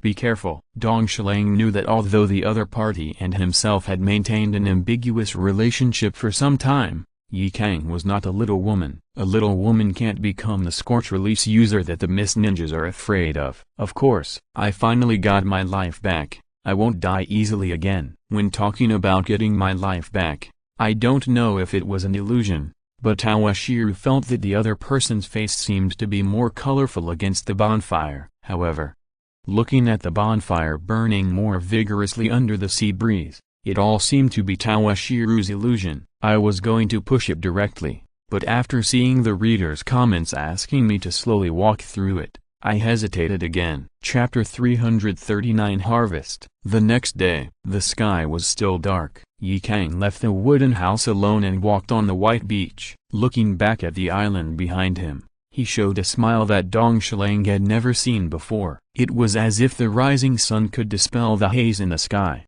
Warm and sweet. Goodbye, Uchiha Dong Shilang. After saying this sentence that sounded like a whisper, Meixiang turned around and walked towards the sea. When the sky was bright, Dong Shilang pushed open the closed wooden door again, and there was no trace of Meixiang. Feeling the cold bedding and the lingering fragrance on it, Dong Shilang couldn't help shaking his head and smiling bitterly. This woman actually left without saying goodbye. But it was better this way, so he didn't have to say goodbye to her again. After finishing the breakfast for two that he had prepared, Dong Shilang didn't hesitate to say goodbye to Zuo Shandiao and left the island where he had stayed for nearly 20 days. Next, we have to go and see the intelligence officers of Konoha that the Sand Dame told us about. We hope that these people still have a breath and have not been killed by the idiot Obito. These guys really became Obito's bait, hiding in the dark, silently observing an intelligence officer of Konoha,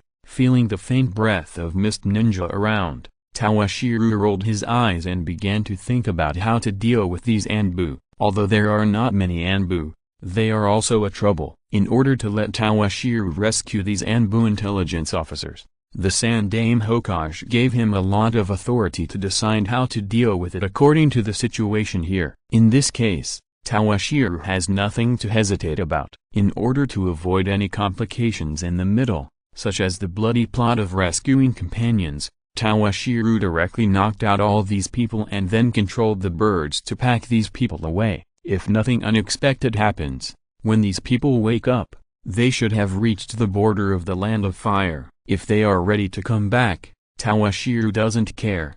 Anyway, they are just some strangers. Rescuing them was already a great act of kindness on his part. Obito, that Uchiha Toshiro showed up again. He kidnapped all the baits you prepared. After telling Obito the news he had just received, White Zetsu looked at him eagerly, and did not end his speech. Obito, do you know what defecation is? With a twitch of his lips, Obito was really powerless to complain about these subordinates left by Madara. Sometimes he really doubted whether he could really complete the Moon-Eye plan with such a bunch of idiots. These White Zetsu would not kill themselves in the middle of the process because of their own stupidity. What about now? What did the other party do after kidnapping people? Ignoring the other party's trash talk, Obito asked directly to the point of the question. I don't know. Knowing that these guys were not very smart, Obito was not even interested in scolding them. Compared to this, the White Zetsu and Black Zetsu at the beginning were more reliable. He took these people directly to the sky, and we have no way to follow them. But those baits have our spores, and they seem to be heading out of the village. Seeing that Obito had no intention of playing with him, the White Zetsu who was temporarily following Obito reported the specific information to Obito. Since he's gone, forget it. Also, make it clear next time you talk. The White Zetsu and Black Zetsu at the beginning are now playing the role of the high-ranking members of the Mist Ninja that he carefully selected. When the time is right, he can use the power of these high-ranking members of the Mist Ninja to help him develop Akatsuki. At this time, Dong Shilang, who had left the Mist Ninja and came to the sea, looked at the Anbu on the back of the mountain eagle and couldn't help but smile happily. I really didn't expect that I would have such a harvest this time. He had already sensed the breath of the White Zetsu on the other party, but just now he was in the hidden mist village, and in order not to alert the other party, he did not take any further action. Now that he is on the sea, there is nothing to worry about. I just hope that the occasional disappearance of a few White Zetsu will not alert the other party. Mountain Eagle. Keep your balance. For a cross-continent flight like this, the speed of the Mountain Eagle is faster, and the other party is now relatively lonely. so Dong Shilang directly summoned this guy. Okay, after getting the other party's reply, Dong Shilang took out a sealing scroll and pressed his hand on the body of an Anbu. Why can you find us? As Dong Shilang's hand was placed on one of the people, a half-human and half-excrement-like figure with pale skin slowly grew out of the other party's body. Looking at Dong Shilang with a calm face, the white Zetsu was very puzzled. You don't need to know this. After sealing the other party casually, Dong Shilang took out 3 white Zetsu from these people one by one. Obito was still very concerned about these baits. There were actually 3 white Zetsu lurking on them. He really made a big profit this time. The materials for the experiment are finally enough. Although a piece of white Zetsu tissue was taken from Obito's body last time, the amount was a bit small, and he was always cautious when using it. Although the tissue can be grown through cultivation, the newly added tissue carries fewer and fewer factors that can make Tawashiro's eyes and body evolve. This time, coming to the Mist Ninja to get another white Zetsu is also part of his plan. Otherwise, he would not have agreed to the third Hokage so easily to come to the Mist Ninja to carry out the mission. Even Ye Kang did not have this weight at that time, but now, as if thinking of something happy, Tawashiro showed a happy smile at the corner of his mouth. Where is this? How did I get here? It seems that Tawashiro's Senjutsu chakra has worked, and it seems that white Zetsu has just emerged from their bodies,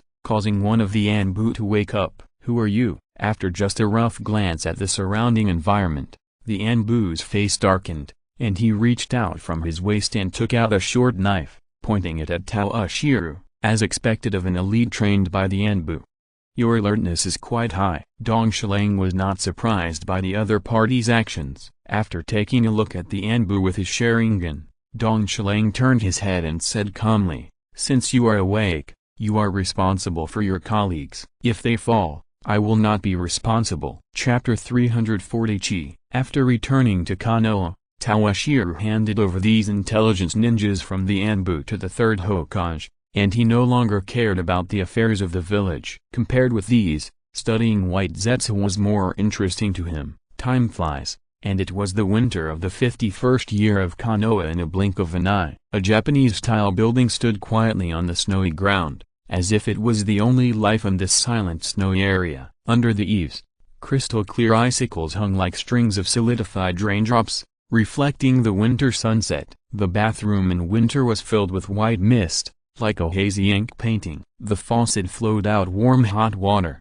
sprinkled on the tiles, and instantly turned into wisps of white mist. The steam on the mirror condensed into fine beads, gently slid down, leaving a trail of watermarks, as if telling the story of the bathroom. Through the white mist, 2 white figures bathed in this warm space. It seemed that a long time had passed, and in a large bathtub that almost occupied half of the bathroom, 2 figures were quietly hugging each other. After a long time, a white arm slowly stretched out, groped a little, found its target and began to act according to its own will. How about some too? Taking the wine cup handed to his mouth by the other party, Dong Shilang raised his head and drank the sake in the cup. He seemed to be unsatisfied and gestured to the figure in his arms. The other party quickly poured him another cup. Holding the wine cup handed to him by the other party, Dong Shilang did not rush to drink it, but looked at the other party. Hearing the other party's delicate hum, Dong Shilang drank the sake in the cup,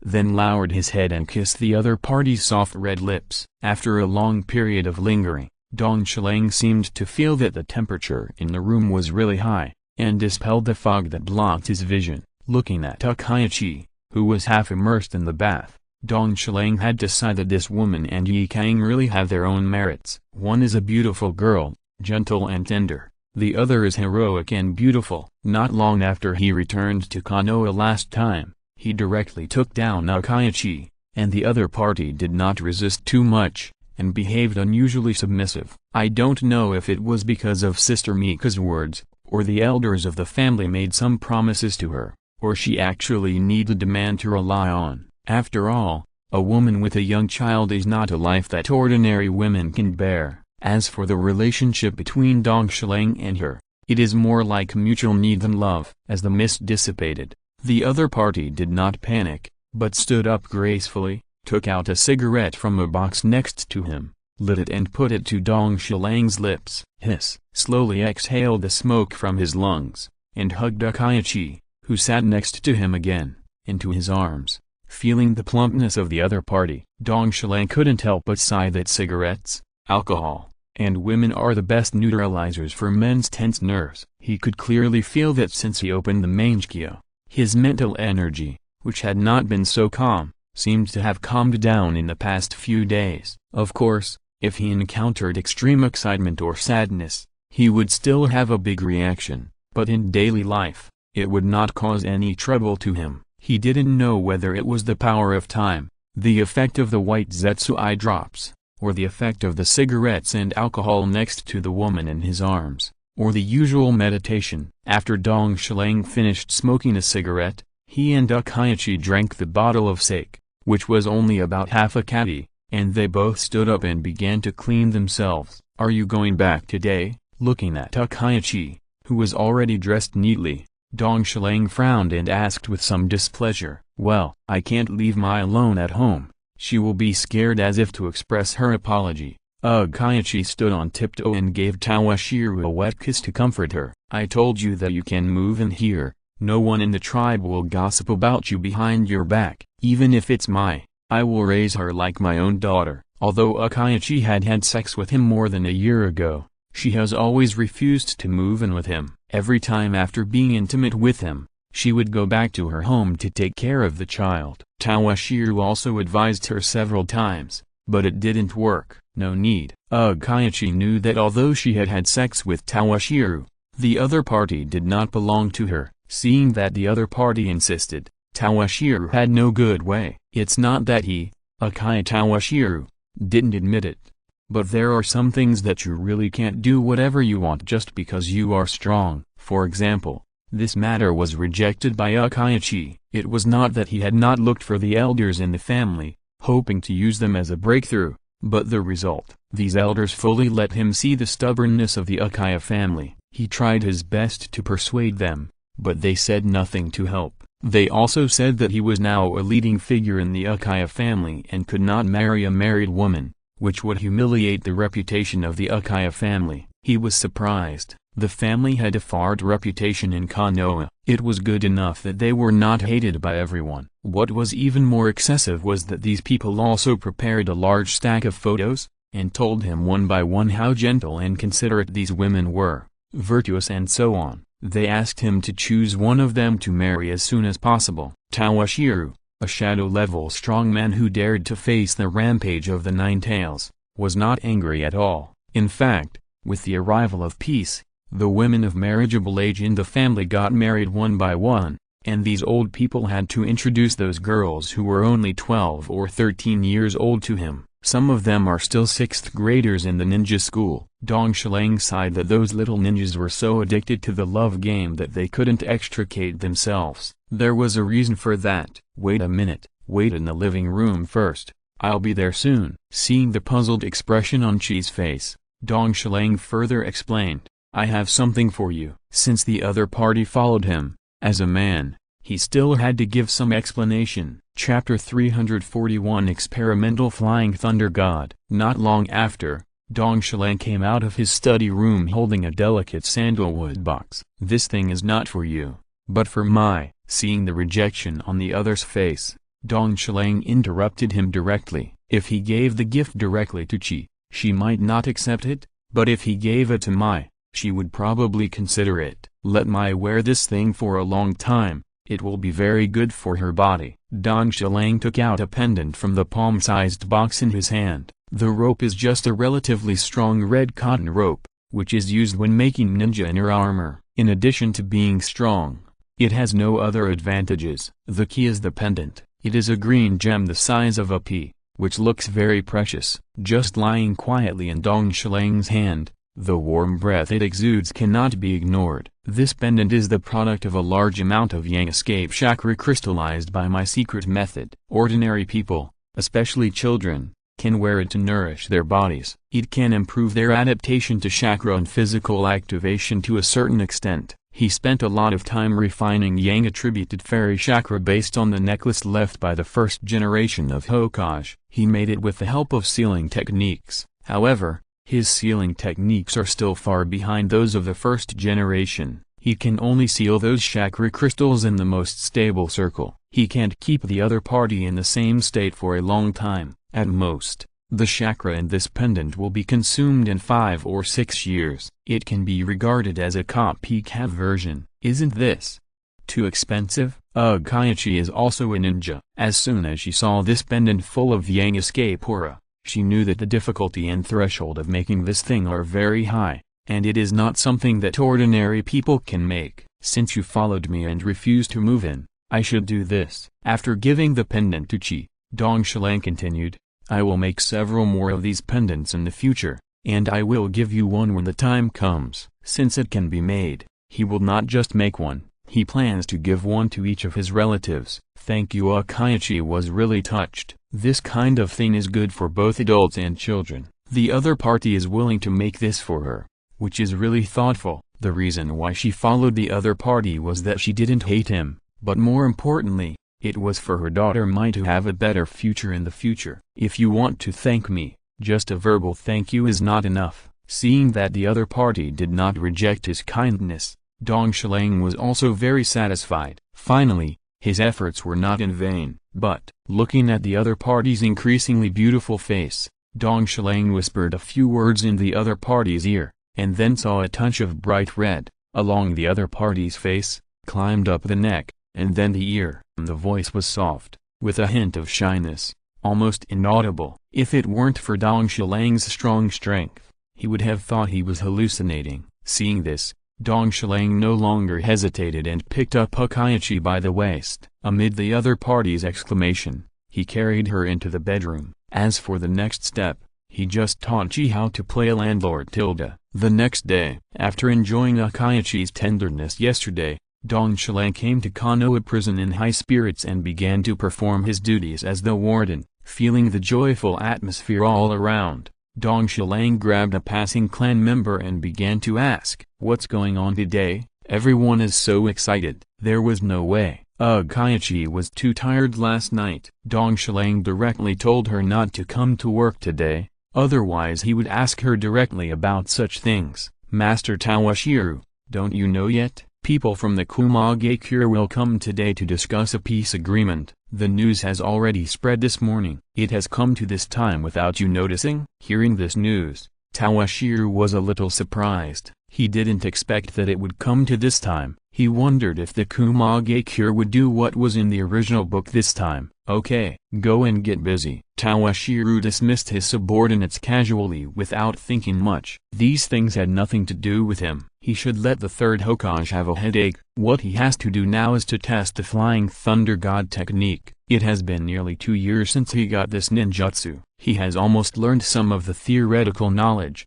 but he has never actually used this ninjutsu. He has even drawn a mark exclusive to the Flying Thunder God, and is just waiting to practice it. Ignoring the few documents, Toshiro came to the laboratory that he asked Chi to prepare a few years ago. After inserting a kunai with black spells on it into the floor of the laboratory, Dong Shilang did not choose a place and started the experiment in the laboratory. However, with his cautious character, it was impossible for him to conduct such a ninjutsu experiment involving space without any precautions. Slowly pulling away, Dong Shilang directly opened his Meixiang Sharingan. With bursts of violent chakra bursts, a gust of wind suddenly appeared in the whole experiment. Then a ball of orange-red chakra, like a flame, enveloped Dong Shilang. As the chakra stabilized further, Susanoo slowly took shape, and the laboratory slowly calmed down. Circles of crimson ribs composed of chakra wrapped Dong Shilang up. This made his originally tall figure more mysterious and cold. Yes,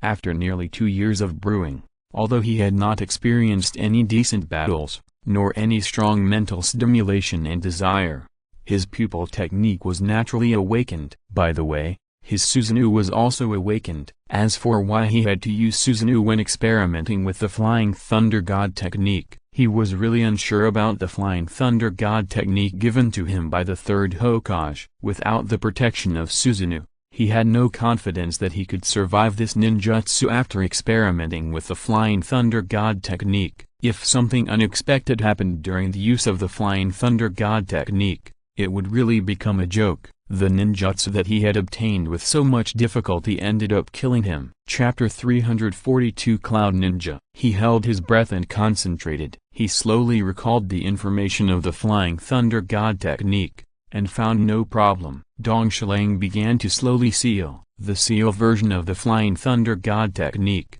I think there is no one else. Ninjutsu? Flying Thunder God technique. After secretly complaining about his own Flying Thunder God technique, Dong Shilang opened his Sharingan wide, not missing any subtle changes. Swish! With a light sound, only a circle of light dust was left on the spot, and there was Dong Shilang's figure. And 10 meters away from where he was now, Dong Shilang had nowhere to go. A figure with scorching flames all over his body appeared next to the Flying Thunder God mark. It seems that this experiment was successful. Reaching out and clenching his fist, Dong Shilang suppressed his excitement and stood there for a long time without moving. Slowly exhaling a breath of turbid air from his lungs, Dong Shilang wiped the sweat from his forehead, and then began to curse. The old pervert, the Sandaime, almost got killed by this old idiot this time. Thinking of the thrilling scene just now, Dong Shilang was extremely grateful. Fortunately, he activated Susanoo when he was testing the Flying Thunder God technique. Otherwise, he would probably be dead this time. This old bastard really tampered with the Flying Thunder God technique. He is simply not a human. Where is your reputation as a Hokage? He actually tampered with the Flying Thunder God technique. It is really vicious. Fortunately, I waited until Susanoo awakened before starting to experiment with this ninjutsu. Otherwise, the consequences would be disastrous. Just when Dong Shilang just performed the Flying Thunder God, in just such a moment, he felt a huge pressure, pressing on him from all directions. It was as if the entire space was broken into pieces and pieces, and he was shuttling through it at high speed. While bearing the pressure of space, he also suffered the impact of those scattered spaces. If it weren't for the short time, he would have doubted whether his Susanoo could protect his own safety. You lack a way to protect yourself. When you use the Flying Thunder God technique to shuttle through the gaps in space, you are worthy of being a ninjutsu doctor. If you don't take action, it's fine. Once you take action, you will kill people. If there is no such protection, let alone him, he doubts whether he can survive even if the Raikage comes. Besides, it's not easy to find trouble with the Sandaime. With the opponent's means, Toshiro knows without thinking that the opponent will definitely push out a scapegoat immediately and put all the mistakes in the ninjutsu on the opponent. At the same time, doing so will also expose the fact that he has awakened the Meixiang. He doesn't know whether the Sandaime Hokage has seen the information about the Meixiang Sharingan, but the Nidaime must know it. It is impossible not to tell the Sandaime the information. The old man is really witty, thinking of the opponent using Jiraiya to test his strength last time, and this time using Flying Thunder God to test whether he has opened the Meixiang. Toshiro is so angry that his teeth itch. He didn't expect that the Flying Thunder God technique, although somewhat similar to the summoning technique, is not a summoning technique, and there are such tricks in it. But this is normal. The summoning technique is not a rare ninjutsu. Many people in the ninja world know this ninjutsu. The second and fourth generation Hokage are all famous ninjas, and their famous skills are also the Flying Thunder God technique. If there were no tricks, wouldn't this ninjutsu have been learned by others long ago? Well, this is not a bad thing. In this way, the third generation Hokage should not be able to confirm that he has learned the Flying Thunder God technique. It can be regarded as a trump card. Somehow, Dong Shilang missed Orochimaru a little. This guy should have this ninjutsu in his hand. I don't know if the other party is being pressed to the ground by Nagato, but considering that the other party's main energy now should be perfecting the ninjutsu of the corpse rebirth, Dong Shilang can't help but look forward to it again. Uncle Snake, don't let me down. He believed that with the bait of the Rinnegan, Uncle Snake would definitely come to him as a source of information. At that time, not to mention emptying the other party's old bottom, but if he couldn't bear to give up what he wanted. Just when Dong Shilang was thinking about how to continue to fleece Uncle Snake, in order to welcome the upcoming negotiation team of the Cloud Ninja Village, the entire Konoha village can be said to be decorated with lights and colors. and lined the streets to welcome them. Although the third Hokage did not come out to greet them in person, he also sent his good partner Mito in to receive these cloud ninjas who came from afar. After a period of almost ritual activities, these cloud ninjas, led by their head ninja, settled in the hotel specially prepared for them by Konoha. These people in Konoha look very enthusiastic. Will our actions this time have any impact on our peace talks with Konoha this time? A relatively young cloud ninja, who seemed to be infected by the atmosphere of Konoha's welcome, hesitated about the activities he was going to carry out in Konoha, and couldn't help but look at the head ninja. Shut up. This is Konoha. Be careful. The walls have ears. As if he was worried that the movement here would attract some unnecessary attention, the head of the cloud ninja did not continue to reprimand his subordinates after saying this. This idiot is really naive. The other party just showed some enthusiasm, but he actually began to doubt the decision of the village leaders. It seems that he still lacks experience. Yes, facing the head of the cloud ninja who directly shook him off and walked towards his room, the cloud ninja was still very respectful and did not show any abnormality. In the next few days, the top leaders of Konoha warmly entertained the people of the cloud ninja delegation. Sarutobi, this time the negotiations with the cloud ninja have reached an agreement, and we are waiting for everyone to sign a peace agreement tomorrow. As soon as he pushed open the door of the Hokage's office, Mito took a meeting minutes and couldn't wait to take credit to the third Hokage. Really? That's perfect. In this way, we only need to face the mist ninja, our pressure will be much less, and we won't have to send those young ninjas to the battlefield anymore. Hearing the news from his companion, the Sandaime Hokage smiled widely, and even his increasingly obvious wrinkles seemed to have been smoothed out by the news. Humphrey, the cloud ninja won't give us any favorable conditions. Without even reading the minutes of the meeting, Shimura Danzo expressed his opinion. It's good that the war is over, but if there is no war, wouldn't his route have to cut funding? How could he be satisfied? Chapter 343, Fraud. That night, in the Konoha Inn, a sneaky figure avoided the Konoha ninjas who came to protect them and came to the vicinity of the Konoha Hyuga family's residence. After some sneaky operations, it seemed that some signal was sent out. A black figure came to the vicinity of the cloud ninja head. From the other party's dress that covered all his features and his cautious look, it can be inferred that this person is someone living in Konoha village. I just don't know whether he is a spy sent by the cloud ninja, or a subordinate of Danzo, or one of the Hyuga clan members who are dissatisfied with the caged bird of the Hyuga clan. Follow me, I will point out the target for you, and the next thing is up to you to complete it yourself. After leaving such a lukewarm remark, the man took the cloud ninja head around a few circles and came to a slightly old-fashioned and solemn house. After that, he completely ignored the face of the cloud ninja behind him, and directly turned into a black shadow and merged into the night. Without these insiders, the Hyuga clan's residents, relying on the cloud ninja head, this outsider who had never been to Konoha, could not get in. In particular, he was able to accurately find the residence of Hyuga Hinata. However, although he was very well prepared, he was discovered by the Hyuga clan leader Hyuga Hayashi. In a panic, he was killed by the angry Hayashi in one move, making Hayashi think that the other party came to his house to make trouble. His skills were too cool. Early the next morning,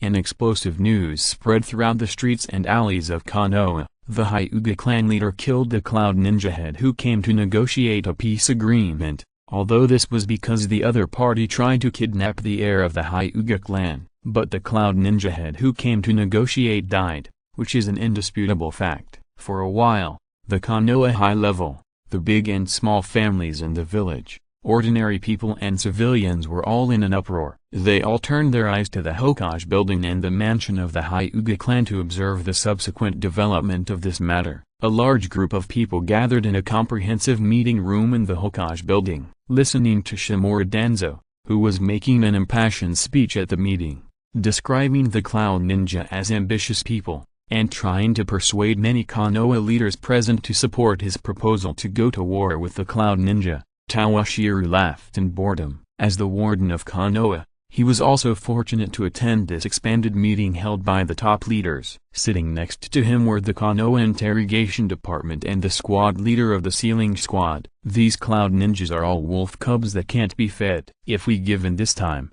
they will definitely push their luck and think that Konoha is afraid of them. The consequences will be even more disastrous. So, we should take the initiative and don't care about the clamor of these cloud ninjas. Send out the elite in the village to teach them a lesson and let them know who is the #1 ninja village in the ninja world. Looking at the people talking around, Toshiro had to admit that what Danzo said made some sense. As for ninjas, unless they fight a few real battles on the battlefield, no one would think that the strength they have gained through hard training is inferior to others. Hiruzen, as long as you give me enough authority and command me, I will definitely make the cloud ninjas on the border come back without a chance to return. Looking at the Sandaime Hokage on the main seat, Shimura Danzo felt that he must seize this opportunity. With the credit for dealing with the cloud ninjas, he can get one step closer to his dream. Looking at the white-haired appearance of the Sandaime, he was extremely fortunate that with the cells of the Satsuki Hokage,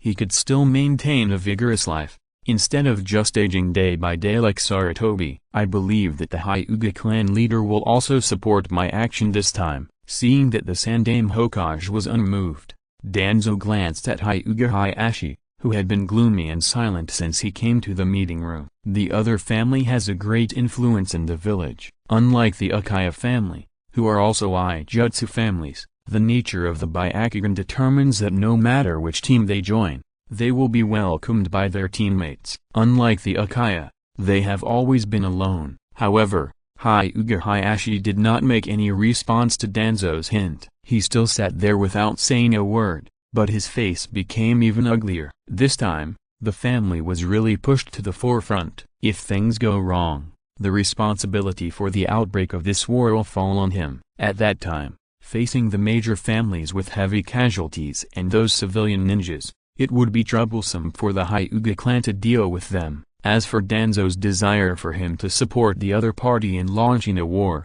it was really wishful thinking. What he was thinking about now was how to make this matter a small matter. The clan leaders of the various families participating in this meeting, as well as the ministers of various departments of Konoha, and those senior ninjas, heard Danzo's words one by one. Except for those few, their attitudes were mediocre and there was no expression. Danzo, don't be so excited. This matter is a misunderstanding. I believe that as long as we explain it clearly to the Cloud Ninja, we can continue to sit at the negotiation table with them, give the other party power and let the other party command the front-line troops. I am afraid that the first one to be killed at that time may be him, the Hokage. As for the Cloud Ninja, looking at Hyuga Hayashi sitting beside him, the Sandaime Hokage was a little hesitant. Third generation, urgent military information. While he was still hesitating, a white-haired Anbu came to his side and handed him a sealed scroll. After hurriedly checking the seal marks on the scroll,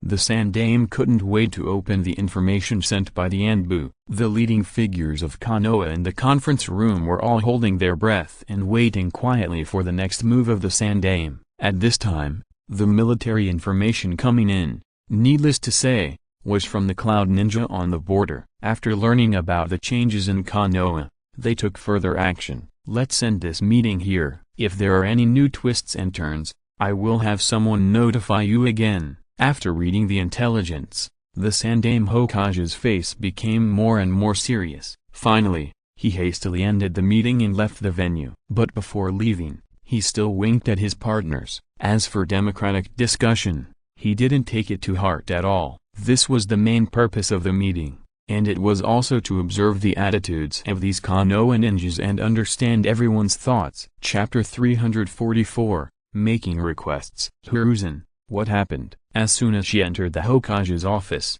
the hot-tempered Uchiha Koharu couldn't help asking, "Yeah, this is not like your usual style. Could it be?" Even Mito Kadoen was a little surprised at this time, but although he was taciturn and usually looked like a good guy, he was the most perceptive one among them. Just by looking at Sarutobi's face changing drastically, he had roughly guessed what happened. Well, something happened. The two-tailed Jinchuriki of the Cloud Ninja broke through the border post and wandered around the border of the Land of Fire. What? Are the Cloud Ninjas really planning to have a big battle? Even the Jinchuriki are dispatched. At this moment, the faces of the people present changed drastically. They originally thought that the Cloud Ninjas who knew the news would at most protest verbally, or create some friction at the border to intimidate Konoha. Fortunately, they got some favorable conditions at the negotiation table, or had other ideas.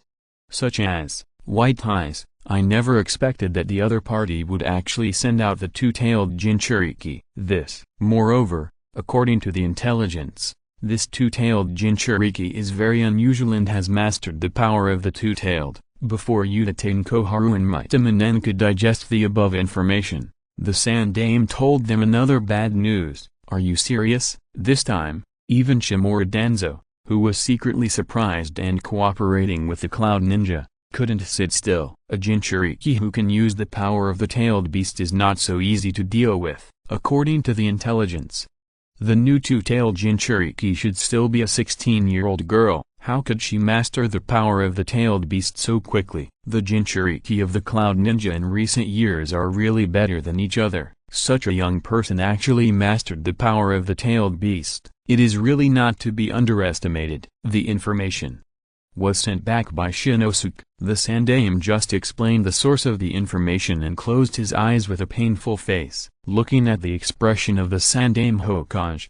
the people present looked at each other for a few times, and each of them was silent. If the news is correct, the Sandame's daughter-in-law is pregnant recently. This is really, no matter what, we can't let Shinosuke's tragedy happen to more people. I will send someone to intercept the two-tailed Jinchuriki of the Cloud Ninja. Danzo, you go and investigate whether the Cloud Ninja has mastered any method to allow the Jinchuriki to master the power of the tailed beast more smoothly. As a Hokage, he has seen many life and death. It didn't take long for the Sandame Hokage to sort out his mood and began to arrange Danzo to investigate the strangeness of the Jinchuriki of the Cloud Ninja. After Shimura Danzo left, Uchiha Koharu looked at the Sandame and asked, Hiruzen, are you going to send Kushina? The two-tailed Jinchuriki who can use the power of the tailed beast is not something that can be dealt with by just any cat or dog. Jiraiya is not in the village, so the only candidate she can think of is Uzumaki Kushina.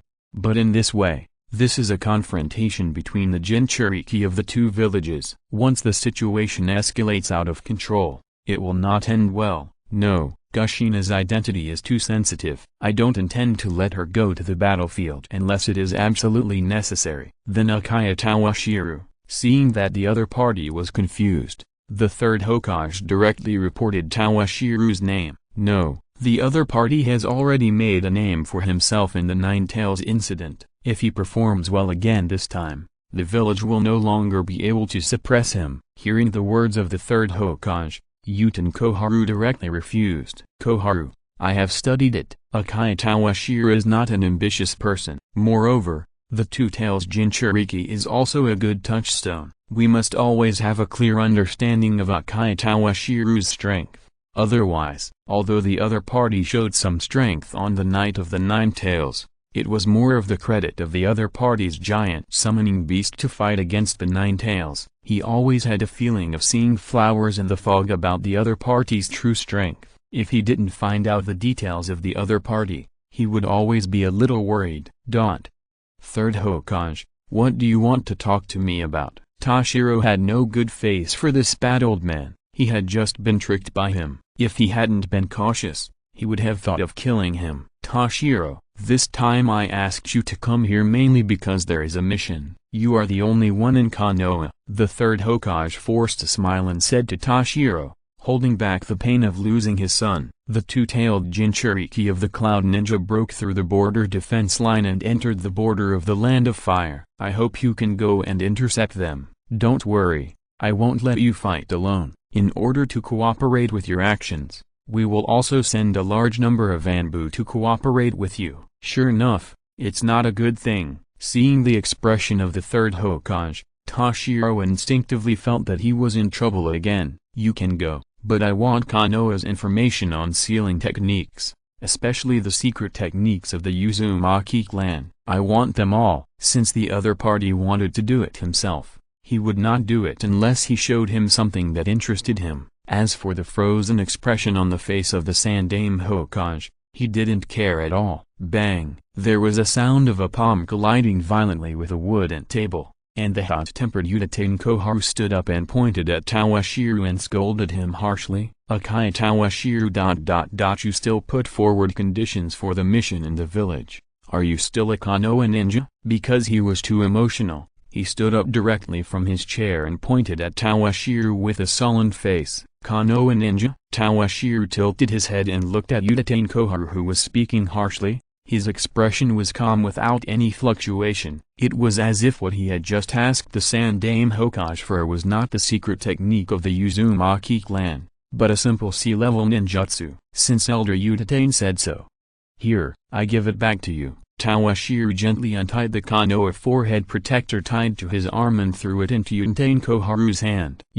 This time Uchiha Koharu really couldn't hold it anymore. He held Tawashiro's forehead protector in one hand and pointed at him with the other hand, trembling so much that he couldn't speak. What? Konoha still doesn't allow ninjas to retire? Looking at the other person's expression, Dong Shilang looked at him with amusement. He really didn't care about the profession of ninja at all. Every day he was either doing missions or killing people, or doing some conspiracy or something, which was not in line with his personality at all. Whoever wanted to be a ninja could be one. He was too lazy to serve anyway. If you're listening to this novel on a channel other than Fanfic World, it means they downloaded and uploaded it without effort. We cordially invite you to visit our channel, Mundo Fanfic Novelist. There you'll find the original version of this story and you can explore many other novels of various genres. We're waiting for you to immerse yourself in a world of incredible novels. Chapter 345,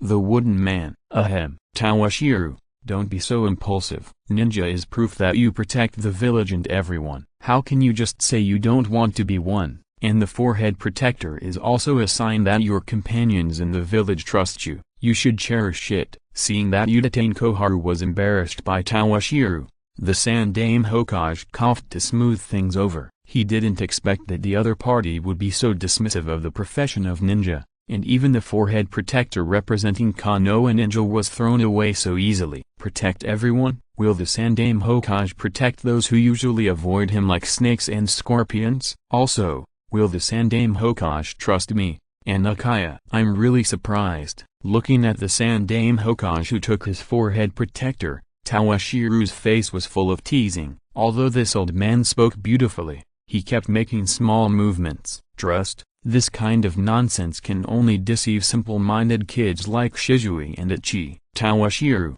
you are joking. We are all neighbors in the same village, companions of Konoha, and comrades in the same camp on the battlefield. How can I not trust you? Those are ordinary people in the village. They don't understand Uchiha, so some misunderstandings arise. Whether it is the Shodaime, the Nidaime or me, we all rely on Uchiha and regard you as the backbone of the village. Tawashiro, you must believe that whether it is me, the top leaders of Konoha, the big and small families in the village, and those ordinary ninjas and civilians, no one has any ill will towards Uchiha. Taking the forehead protector from Koharu and handing it to Tawashiro again, the Sandaime barely maintained the atmosphere on the scene and gave a somewhat far-fetched explanation. I don't believe you.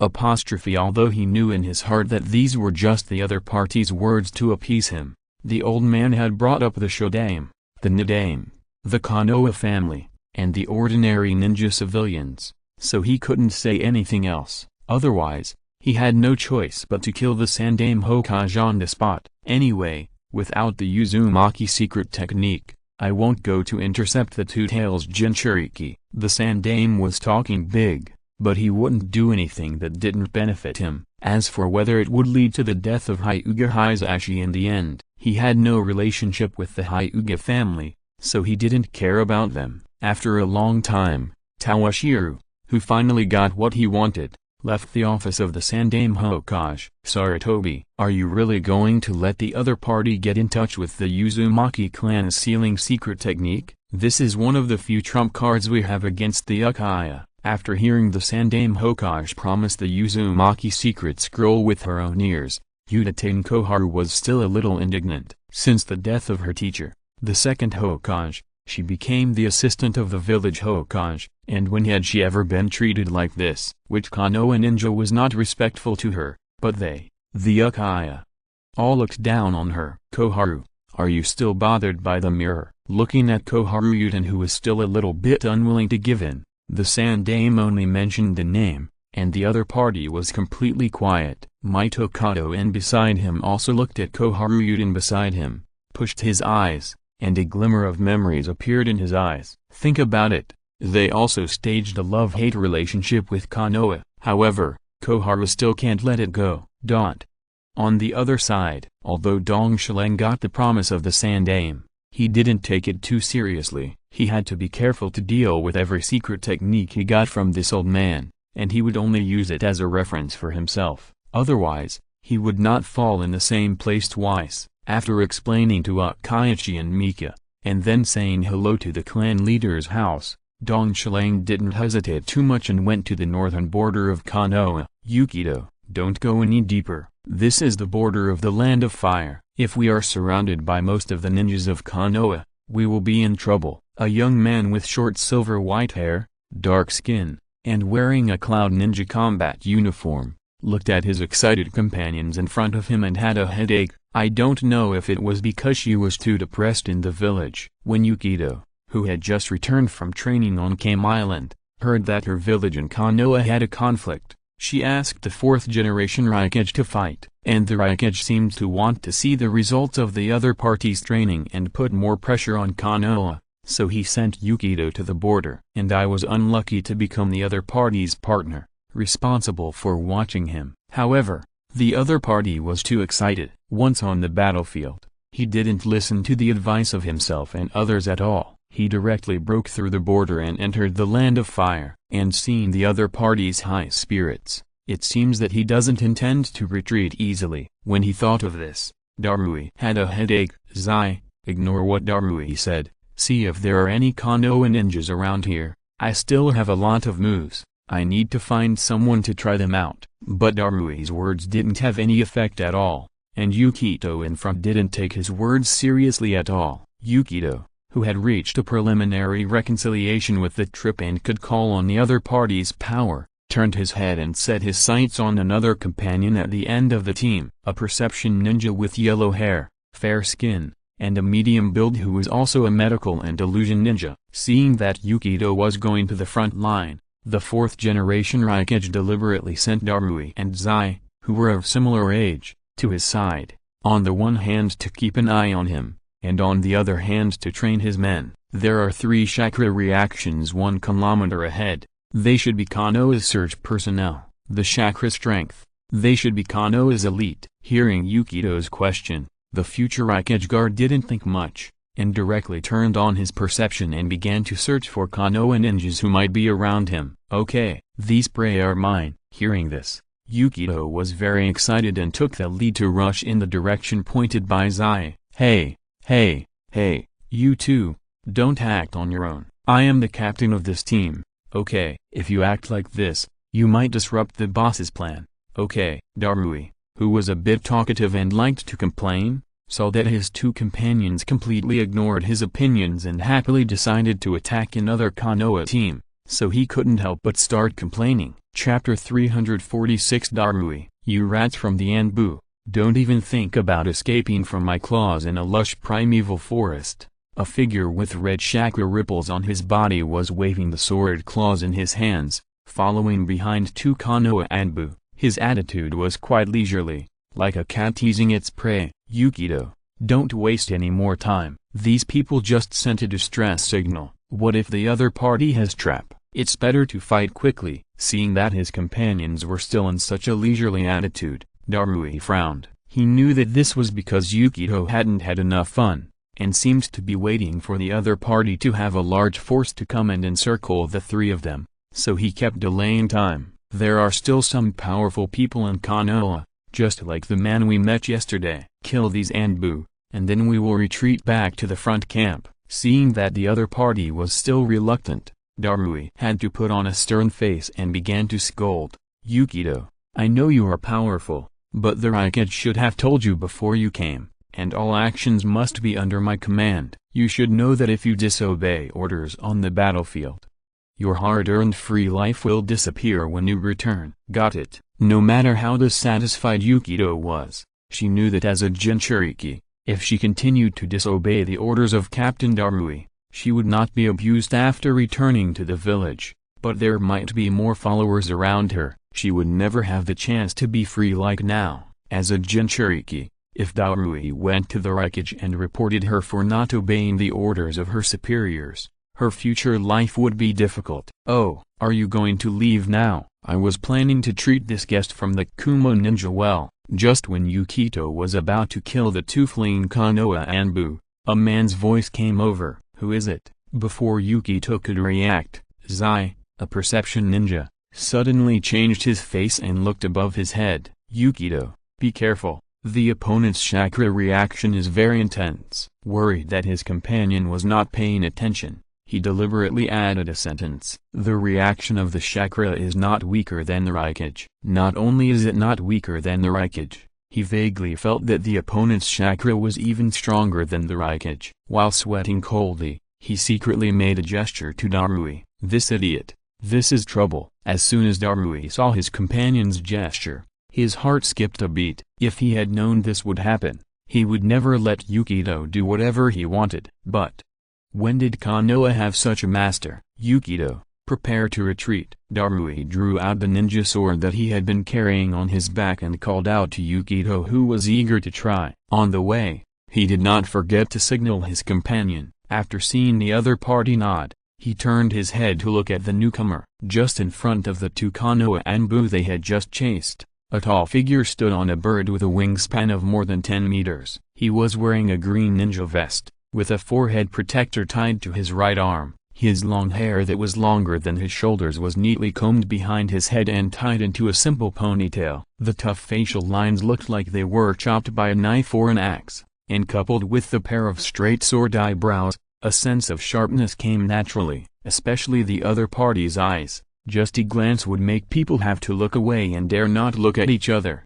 You really have a good eye. But this is really troublesome. After secretly complaining, Darui forced himself to cheer up and prepare to deal with the strong enemy. Since you have come to our land of fire, don't be so anxious to leave. Wouldn't it make us, the landlords, look bad at our hospitality? Why don't you come back to Konoha with me? Your companions are there, so you can all have company. Seeing that the other party was about to leave after seeing him, Dong Shilang smiled and greeted these somewhat familiar cloud ninjas, and invited them to Konoha in a friendly tone. Haha, don't bother so much. We have already disturbed you all by coming here. It's better for everyone to go home, otherwise, our Raikage may get angry when he sees that his subordinates have not returned to the camp. Facing such a strong man who may be on par with the Raikage, Darui was still very cautious, trying to use the name of the Raikage to make the other party give up the idea of keeping him and others. The fourth Raikage, he's really a big shot. He knew the other party's thoughts clearly,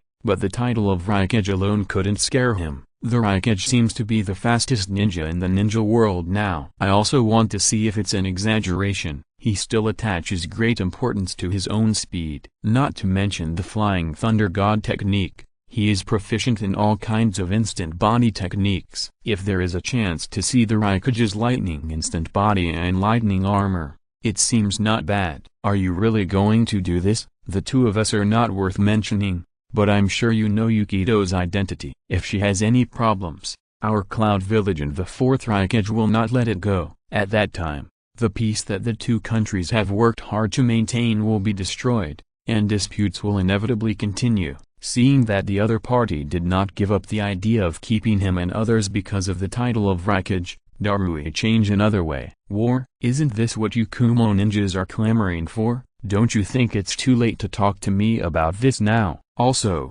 I'm just an ordinary jonin of Konoha. Whether there's a war or not is not something I should worry about. Besides, the Anbu that you just hunted down seem to be operating in groups of 3. Don't you think it's a bit redundant to talk about this now? Having said that, Tawashiro was no longer interested in chatting with the other party. He directly showed his Sharingan, controlled the flying bird he was sitting on, and pounced on Darui. As for him, he rushed towards Yukito, who had been waiting impatiently for a long time, and even glanced at Zai in the middle. "Come on." Seeing the other party attacking her, Yukito was not surprised but happy. She had long wanted to find someone to fight with so that she could test her current strength, especially when she heard Zai say that the other party's chakra reaction was not inferior to that of the Raikage. She couldn't help but feel a little eager to fight. Chapter 347 Another Journey. Yukito, be careful. Unlike Yukito, who was full of excitement,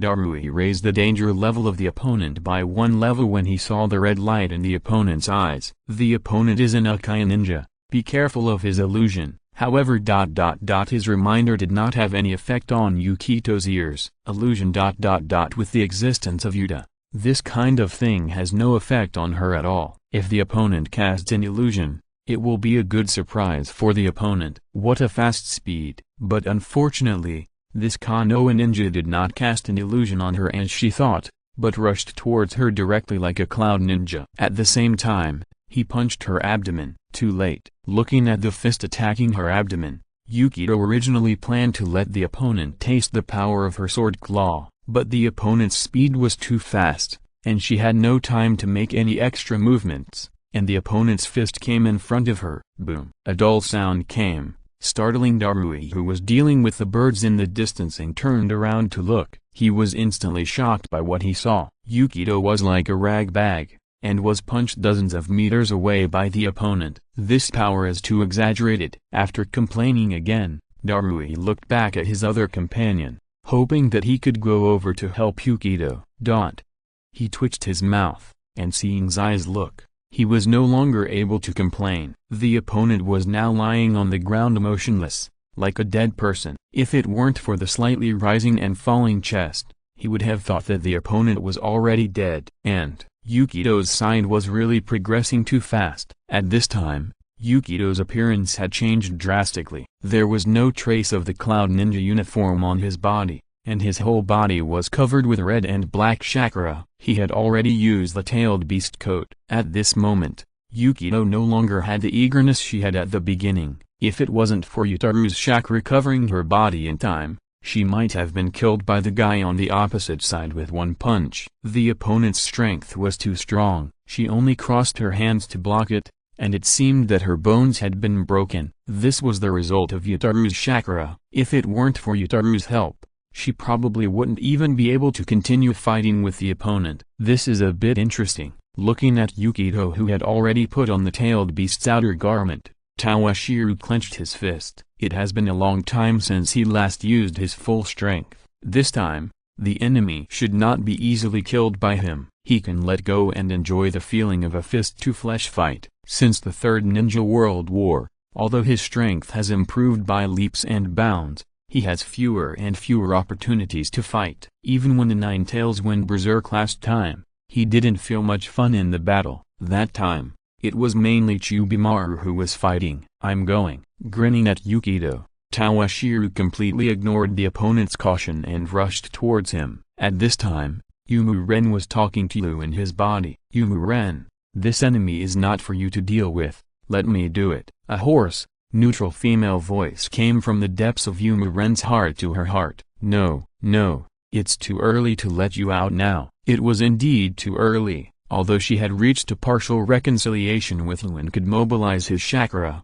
but if she let Lu control her body now, she didn't know what the consequences would be. Maybe the other party would take this opportunity to escape. "Don't worry, I won't add insult to injury this time. The other party is Uchiha, and I don't like their aura. And, except for me, you have no choice now." It didn't want Yumu-ren to fall into the hands of this Uchiha. It always felt that the other party seemed to be able to see it through the chakra outside, and his eyes were not very friendly. Moreover, the descendants of Indra had also met a few who impressed it in its long life, but this impression was not very pleasant. But, hurry up and think about it. The opponent won't give you too many chances. He's already attacking. Before Yumu-ren could figure out whether to release Yulu, the opponent rushed towards her without using the instant body technique. However, the wind pressure and the smoke and dust behind him were so overwhelming, really impressive. Seeing this scene, Yumu-ren had no more hesitation. If she didn't accept Yulu's proposal, She would be in trouble this time. Meow. A high-pitched and sharp cat cry that seemed to pierce the eardrum and hit the soul came from Yu Mu Ren's body. Then the opponent's body changed dramatically again. At first, bursts of blue-black flames emerged from her body, and then her whole body began to expand rapidly. Then a huge cat with blue-black flames, black patterns and two tails appeared. However, the opponent is a cat, and its body is so huge that some lions and tigers can only be its snacks. Darui, take Zion run. You may not be able to defeat this enemy. Darui, who was standing aside, was so shocked by the change of Yukido that his eyes popped out. Just when he was at a loss, a familiar voice reached his ears. It was Yukido. When Hito completely took the initiative, she noticed Hito's seriousness and quickly reminded her companions. How to go? If he abandons the Jinchuriki of his village and runs away by himself, how will he explain to the Raikage after returning? In addition, Yukido has not yet mastered the ability of tailed beast transformation. If Hito sneaks away this time, it will be troublesome. Go, kid, your stay here is useless. Just after saying a few words, Hito was originally planning to have a good exchange with the Uchiha on the opposite side. After all, it is not easy for it to come out once. Damn it, it's just a pity that its enemy has no interest in continuing to chat with it. Get up. With a clear shout, Tawashiro, who had already pulled away from the opponent when he transformed into a tailed beast, exerted force on his feet and stomped the ground under him to create a large pit with a diameter of nearly 10 meters. Then, like a cannonball, he broke free from the constraints of gravity and rushed into the air, and his target was exactly the head of Matetabi. Super strength punch. Chapter 348 Narashikaku. Boom. With a series of loud noises, the huge body of the bird fell towards the woods next to it. The branches and leaves of the woods next to it were broken. This is the Uchiha Tawashiro that the Hokage asked us to observe. The two Anbu who escaped the disaster in the distance both moved their somewhat dry throats and swallowed their saliva. When they thought that they would report the other party's information to the Hokage later, they couldn't help but look at each other, and they all felt their scalps tingling. They were not ordinary little ninjas who had never seen the world, but elite Anbu members. However, the punch that the other party had just thrown still made their hearts skip a beat. If the other party knew about the small report on such a person, it would probably be a death sentence. This time I really hit a wall. On the other side, Darui, who saw this scene, did not hesitate at all. He swung his knife and beat the annoying big bird into a pool of ink, then carried the immobile Zai on his back and left the scene without looking back. This kind of battle is not something I can intervene in at all. I'd better go back alive and report the intelligence to the Raikage. Taking advantage of the unpreparedness of Yutaru, Tawashiro knocked him down with one punch. He did not stop his actions, but raised his right foot high again, and chopped towards Yutaru, who was still a little dizzy, with a battle axe-style split. Boom! Exclamation mark. There was another violent bang, but this time the earth seemed to be unable to withstand Tawashiro's violent power, and trembled twice. Meow! Yutaru was really confused this time. Who am I? Where am I? Where am I going? Three soul questions appeared in its mind, and after bursting out the strongest power in his normal state twice in a row, Tawashiro really felt refreshed at this time, as if he had accumulated for many years. That thing was released in one day. It seems that using my eyes as a filter to absorb the white Zetsu cells is surprisingly effective. Looking at the destructive power caused by his own physical skills, Tawashiro was very satisfied. His years of practice and many plans were finally not in vain. Go, let's have fun together. Lu. Looking at Lu, who stood up again, Dong Shilang did not continue to attack, but wanted to see if the other party could bring him any surprises. He understood a little bit why his own dance king liked to dance all the time. The restlessness of his own blood is one aspect, but more importantly, it is the loneliness brought by having strong strength but not being able to find a suitable opponent for a long time. I don't know, if I catch this guy, will the Raikage react? Thinking that there is an ab combination waiting for him on the side of the Cloud Ninja, Dong Shilang can't control his excitement. This feeling of finding an opponent and having a hearty battle with the opponent is still very intoxicating. Boom, boom, boom. As Lu slowly stood up, a battle between man and beast began to unfold. and the only ones who could appreciate this scene were the two shivering Anbu ninjas hiding on the side. They really hope that it's not them who will encounter Dong Shilang this time, so that if the opponent wants to settle the score in the future, it won't be them. Time passed, and nearly 2 hours later, at the gate of Konoha's northern camp, the ragged Tawashiro walked into the camp gate with two cautious Anbu. The camp leader who got the news soon came to Tawashiro and asked lazily, "Uchiha Jonin, what are you doing?" Looking at Tawashiro's naked upper body, Narashikaku was a little surprised. At the same time, he looked at the two Anbu following Tawashiro, especially the Cloud Ninja on one of their backs. Because of their posture, he didn't see their faces, but from the looks of the other party, it seems to be a female ninja, but I don't know who the other party is. Oh, I didn't expect.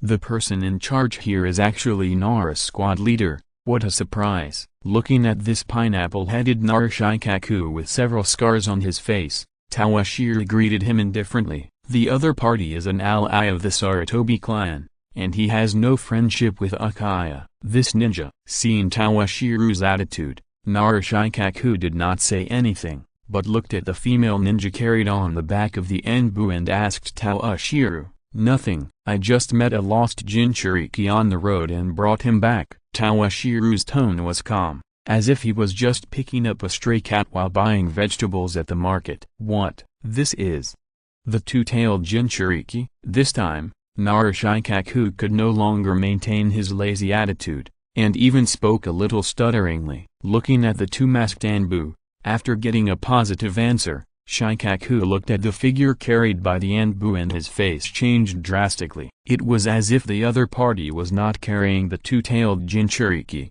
but his wife, and he felt sick. "Uchiha Jonin, do you know the consequences of doing this?" Looking at Tawashiro's figure, Shikaku had a headache. He knew that the other party came to intercept the two-tailed Jinchuriki, but the other party's mission was only to intercept him. It would be fine if he could just drive away the Jinchuriki who invaded the Land of Fire, but he was not asked to bring him back. Consequences. What are the consequences? Tawashiro pretended not to know Shikaku's question. He was still planning to have a good fight with the Raikage brothers. If he didn't bring Yamaku back to the Konoha camp, why would the Raikage come?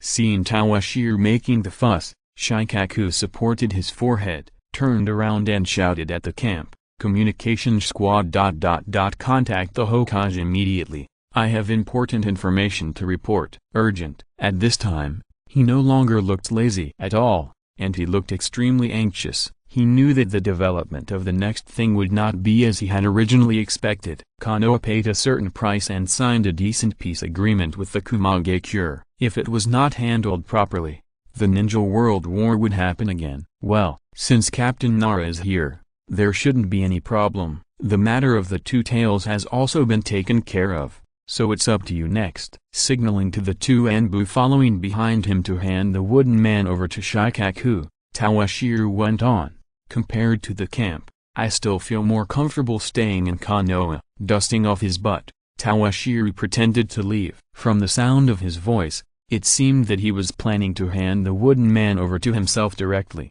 and then go back to Konoha. Chapter 349 Seal. When Narashikaku heard that Tawashiro was going to hand over the two-tailed Jinchuriki to him, he felt his head grow 2 times bigger and his brain began to ache. Wait a minute, Uchiha Jonin. Not to mention the crazy revenge of the Cloud Ninja that would come later. Just this Jinchuriki cannot be handed over to him. There are a limited number of ninjas in this camp. If the other party pats his butt and leaves, who will take care of the two-tailed Jinchuriki? Rely on the few 3-legged ceiling ninjas in the camp? Are there any ceiling ninjas in this camp? You can't leave now. Otherwise, if the two-tailed Jinchuriki escapes, we won't be able to deal with it at all. Is that so? But the mission I received is just to deal with the two-tailed Jinchuriki. The rest has nothing to do with me, an ordinary Jounin. Seeing Narashikaku's ugly face, Tawashiro didn't really want to just give up. But, it's not impossible to watch the Jinchuriki in the camp. As for other things, it depends on when the Sandame will send the things I need. Please tell the Sandame when you communicate with him. Watching the two-tailed Jinchuriki is not a matter outside the mission. but it is somewhat related. Other things. If the Sandame's bargaining chips are not enough, I won't do it. In short, Toshiro wants the Sandame to pay more, otherwise, when the fourth Raikage comes, he will directly take the wooden man to move. The precious boils must be well preserved, and she must not have any accidents. Don't worry, I will bring you your words without missing a word. Narashikaku did not make any comments on Toshiro's attitude. It was enough for the other party to keep an eye on the two-tailed Jinchuriki. As for the rest, it was not something he, a staff officer, needed to consider. But in this way, the troops in this camp were far from enough. There were less than 2,000 troops here, which was obviously not enough to face the possible counterattack of the Cloud Ninja. This Uchiha Toshiro. Did he catch the two-tailed Jinchuriki intentionally or unintentionally? He had a headache when he thought about it. That night, in a corner deep in the Konoha camp, in order to prevent the possibility of a rampage, Narashikaku arranged Toshiro and the two-tailed Jinchuriki in this place. Asshole! Take your dirty hands off me. A female voice that seemed a little childish but already fully revealed the coldness came from the tent. The two Konoha ninjas standing guard outside the door couldn't help but look at each other. The eyes they looked at their companions seemed to reveal the same meaning. It seemed that they were asking each other whether the two of them should avoid it. This adult is really, just as the rumors say, hey, warning you. Woman, don't move. Otherwise, if something happens next, I won't be responsible. Also, don't be so loud. It makes me seem like I'm doing something to you. A male voice sounded. It was Toshiro who was in charge of guarding the wooden man. Who asked you to take responsibility? You're still okay with this? As soon as Toshiro finished speaking, Yukito's voice rang out, full of anger and a hint of subtle shyness. Don't take responsibility? Hearing this, Toshiro almost said, that's great, I like it this way. But he held back, as it was more important to get down to business. As he spoke, he began to speed up his movements. What are you doing? Someone come, help. Yukito was really shocked by Toshiro's movements, and he couldn't help but start to call for help, completely forgetting that he was in the Konoha camp. The two Konoha ninjas who heard her call for help outside, heard the movement in the tent, and involuntarily moved their steps and came to a slightly quieter place. But they didn't go far. After all, their duty was to help Toshiro guard the two-tailed Jinchuriki, and there were just some faint sounds coming from here, and it didn't delay their guard duty, which was really the best. Uchiha Toshiro. You dare! Before Yukito's timid voice could be heard, a mournful low moan was heard. The two Konoha ninjas standing guard outside could not help but prick up their ears, and their bodies slightly tilted towards the tent. It seemed that they could hear more clearly this way. At the same time, they began to imagine all kinds of hot scenes in their minds. It was not that they had dirty thoughts, but the voices and conversations in the tent were too imaginative. At this time, Yukito was lying flat on a mat in the tent, with a look of despair on his face, and looking at Toshiro with disbelief. To be precise, it was Toshiro's hand on his lower abdomen. At this time, Toshiro was pressing one hand on Yukito's lower abdomen, and the other hand was quickly forming seals, and there was a large scroll next to him. Seal Tanu Rock. As Dong Shilang completed the seal in his hand, Dong Shilang shouted, and then the palm on Yukito's lower abdomen reached forward. The whole arm seemed to sink into Yukito's lower abdomen, and then he held his breath and concentrated, as if he had grabbed something heavy, and then pulled it out. A ball of blue-black chakra that seemed to be flaming was pulled out by him, and then he used a new rock to seal it into the scroll beside him. Yukito, on the other hand, collapsed to the ground, sweating all over, as if he had exhausted his physical strength after exercise and it was difficult to move. She felt that she was not feeling well. It seemed that the other party's pull directly pinched her heart, and pulled out her heart and the internal organs in her lower abdomen. Did you dare to steal Yutari's chakra? Yukito felt that his body was hollowed out all of a sudden, and his speech was a little intermittent. Looking at Dong Shilang who was sealing Yutari's chakra, he couldn't believe his eyes. Well, don't be so excited. It's just a little bit of chakra, less than 1/20th of the two-tail. Even Yuta has no objection. Why are you so angry? And what's with that look of being teased? People who don't know would think I did something to you. Slowly putting away the scroll in his hand, Toshiro was very happy. Another purpose of coming to the front line this time was also achieved, which was really worth being happy about. Although the amount of chakra was not much, only less than 1/20th of Uta's body, it was enough to complete his plan. Counting this, he already had the chakra of two-tailed beasts in his hand, which was one step closer to his plan. As for the other one, it was naturally what he got from the nine-tailed during the last triad. He spent a lot of effort on this. Chapter 350, Source of Power and Plan. As for why he wanted to get the chakra of the tailed beasts, of course, it was to become stronger. Not only the two-tailed beasts but also the nine-tailed beasts. The remaining seven-tailed beasts were his targets. In the next period of time, he would collect the chakras of these tailed beasts one by one. When that time came, he would try to use the chakras of these nine-tailed beasts to synthesize the chakra of the 10-tailed beasts. He would try to see if he could evolve a new Samsara Eye, or even a Magatama Samsara Eye, without using the chakra of Indra and Ashura. This was entirely possible in his reasoning. The so-called Samsara Eye was originally the eye of the 10-tailed beast, and what they, the Uchiha, inherited was also the eye of the 10-tailed beast, or the chakra of the 10-tailed beast. And what the Senju inherited was the body of the 10-tailed beast, that is, the power of the sacred tree. As for the immortal body and the like, in his opinion, they were all far-fetched. The sacred tree was originally used to absorb the natural energy on the planet, and the Senju inherited this characteristic very well. Their bodies could unconsciously begin to slowly absorb the natural energy in nature and slowly strengthen their own attributes, and Hashirama Senju was one of the best. He even reached the point where he didn't need to be taught, and learned the senjutsu naturally. As for the Uchiha, they got the power of the 10 tails eyes, or the power of the 10 tails chakra. This is one of the reasons why the Uchiha can quickly learn most of the ninjutsu. They, the Uchiha, also have the Senju, and they did not inherit the bloodline of the Otsutsuki at all. Their source of power comes from the 10 tails. Of course, after so many years of inheritance, their bloodlines have become very thin, which is one of the reasons why they need to use the cells of Hashirama Senju to complete their eyes after opening the Meixiang. What Ashura and Jura, even their ancestors 6 paths sage and Kaguya, he plans to skip these people and directly trace the source of his power. The nine-tailed beasts are known to be the product of the separation of the 10-tailed chakra. As long as their chakras are gathered, the samsara is not impossible. For this reason, he also specially prepared a plan B.